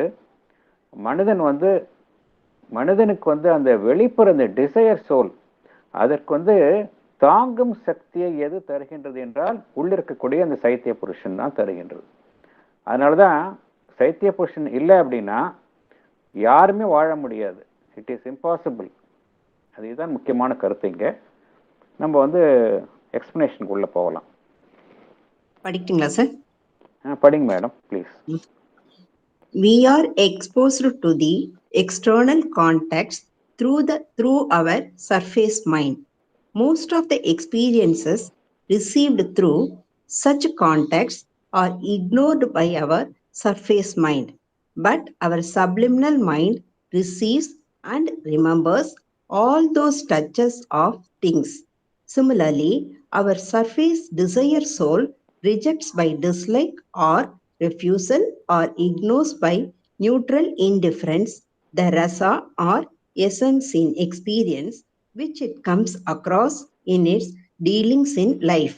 But our subliminal soul, that is psychic being, responds to them. Our surface existence is the mere result of selective outer experiences.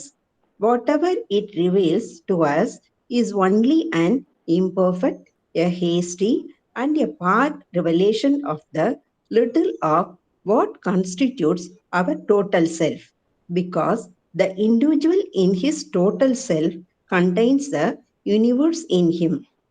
Self-knowledge is impossible unless we go behind our surface existence. We should plunge deep into the subconscious and open ourselves to the superconscious. Only then can we know their relation to our surface being. Our existence moves between our surface, subconscious, and superconscious. Our existence finds its totality only in all these three things and not in our surface consciousness alone. Thank you, sir. Thank you, madam. Thank you.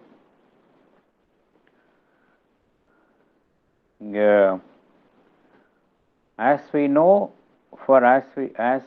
know by psychological observation and experiment that the subliminal mind receives and remembers all those touches of things which the surface mind ignores, so also we shall find that the subliminal soul responds to the rasa or essence in experience of these things which the surface desired soul rejects by distaste and refusal or ignores by neutral unacceptance. இப்போ வந்து நம்ம வந்து இந்த மேற்புற மனதின் மூலமாகத்தான் நாம் அனைத்து அனுபவங்களையும் நாம் சந்திக்கின்றோம் இல்லையா? இந்த மேற்புற மனம் வந்து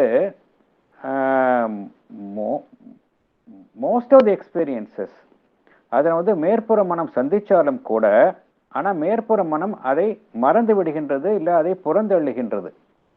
எவ்வளவோ அனுபவங்கள் நம்ம ஒரு ரோட்ல நடந்து போனால் கூட எவ்வளோ விஷயம் நம்ம பார்க்குறோம், அவ்வளோ மனசில் ரிஜிஸ்டர் ஆகுது சர்ஃபேஸ் மைண்டில், ஆனால் நம்ம கவனத்தில் எடுத்துக்கொள்வது இல்லை. ஆனால் நம்மளுடைய சப்லிமினல் மைண்ட் அது வந்து என்ன பண்ணுறதுன்னா எதெல்லாம் சர்ஃபேஸ் மைண்ட் பார்க்குதோ அவ்வளோத்தையும் உள்ள வாங்கிக்குது. அது உள்ள வாங்கிக்கிட்டு அதை ஞாபகத்தில் வைத்துக் கொள்கின்றது அப்படிங்கிறார் பகவான்.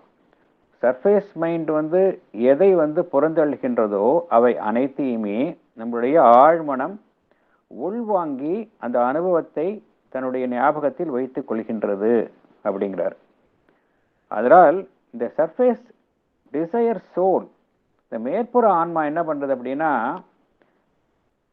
ஒரு விஷயத்தை வந்து ஒன்று வெறுத்து ஒதுக்குகின்றது, இல்லை மறுக்கின்றது, இதெல்லாம் நடக்கின்றது.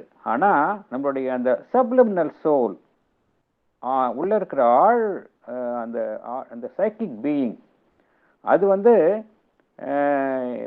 ஒவ்வொரு விஷயத்துக்கும் அது வந்து அதற்கு தேவையான அந்த அதுக்கு இட் ரெஸ்பான்ஸ் டு தம், அதை உள்வாங்கி தக்க வைத்துக் கொள்கின்றது.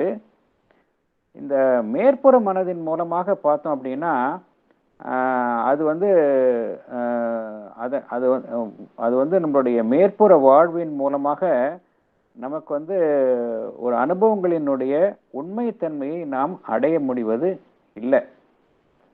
என்ன காரணம் அப்படின்னா, இந்த நம்மளுடைய ஒரு மனிதனுடைய ஒரு ஜீவன் என்பது அந்த என்டையர் பிரபஞ்சமே அவனுக்குள்ள இருக்குது. இந்த total cosmic existence dwells within a man.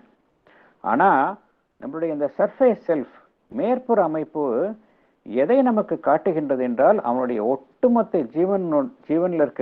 ஜீவனில் உள்ள ஒரு மிக குறுகிய பகுதியைத்தான், அதுவும் ஒரு குறைபாட்டுடன் நமக்கு வெளிச்சம் போட்டு காட்டுகின்றது அப்படிங்கிற ஒரு கருத்தை சொல்கின்றார். இந்த மேற்புற அமைப்புல நம்ம அவ்வாறு தான் உணர முடிகின்றது.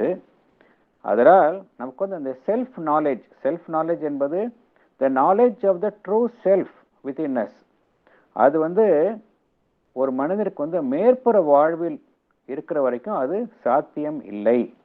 ஒரு மனிதன் தனக்கு கீழ் உள்ள அந்த சப்கான்ஷியன்ட் அதனுள் செல்ல வேண்டும். அதன் மூலமாக இந்த சூப்பர் கான்ஷியன்ட் அதற்கு தன்னை திறவாக வைத்துக் கொள்ள வேண்டும் அப்படிங்கிறார். we should plunge deep into the subconscient and open ourselves to the superconscient. அதன் மூலமாக சென்று சூப்பர் கான்ஷியன்ட்டுக்கு, அந்த உயர் உணர்வு நிலைக்கு நம்மை திறவாக வைத்துக் கொள்ள வேண்டும் அப்படிங்கிறார். அப்பதான் ஏன்னா அப்பதான் வந்து ஒரு மனிதனுக்கு வந்து உண்மையான அந்த மேற்புற அமைப்பும், ஏனென்றால் நம்மளோட மேற்புற அமைப்பு நம்மளுடைய அடி உணர்வு தளம், நம்மளுடைய ஆழ் உணர்வு தளம், இதெல்லாமே சேர்ந்ததுதான் ஒரு மனிதனுடைய ஒட்டுமொத்த அமைப்பு.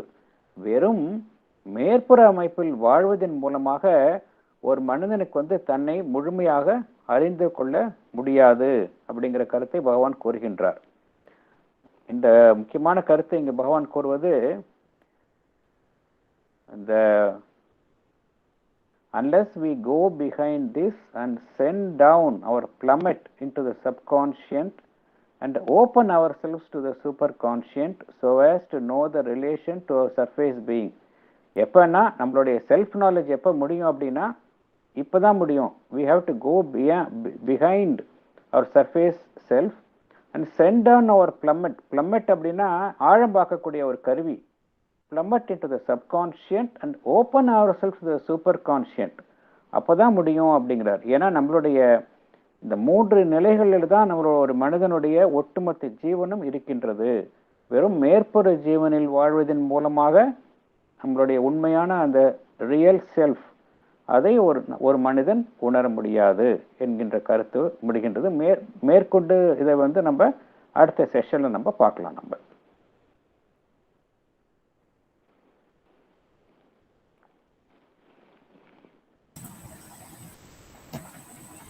மியூசிக் போடலாமா சார்? Yes madam. மந்த்ரா.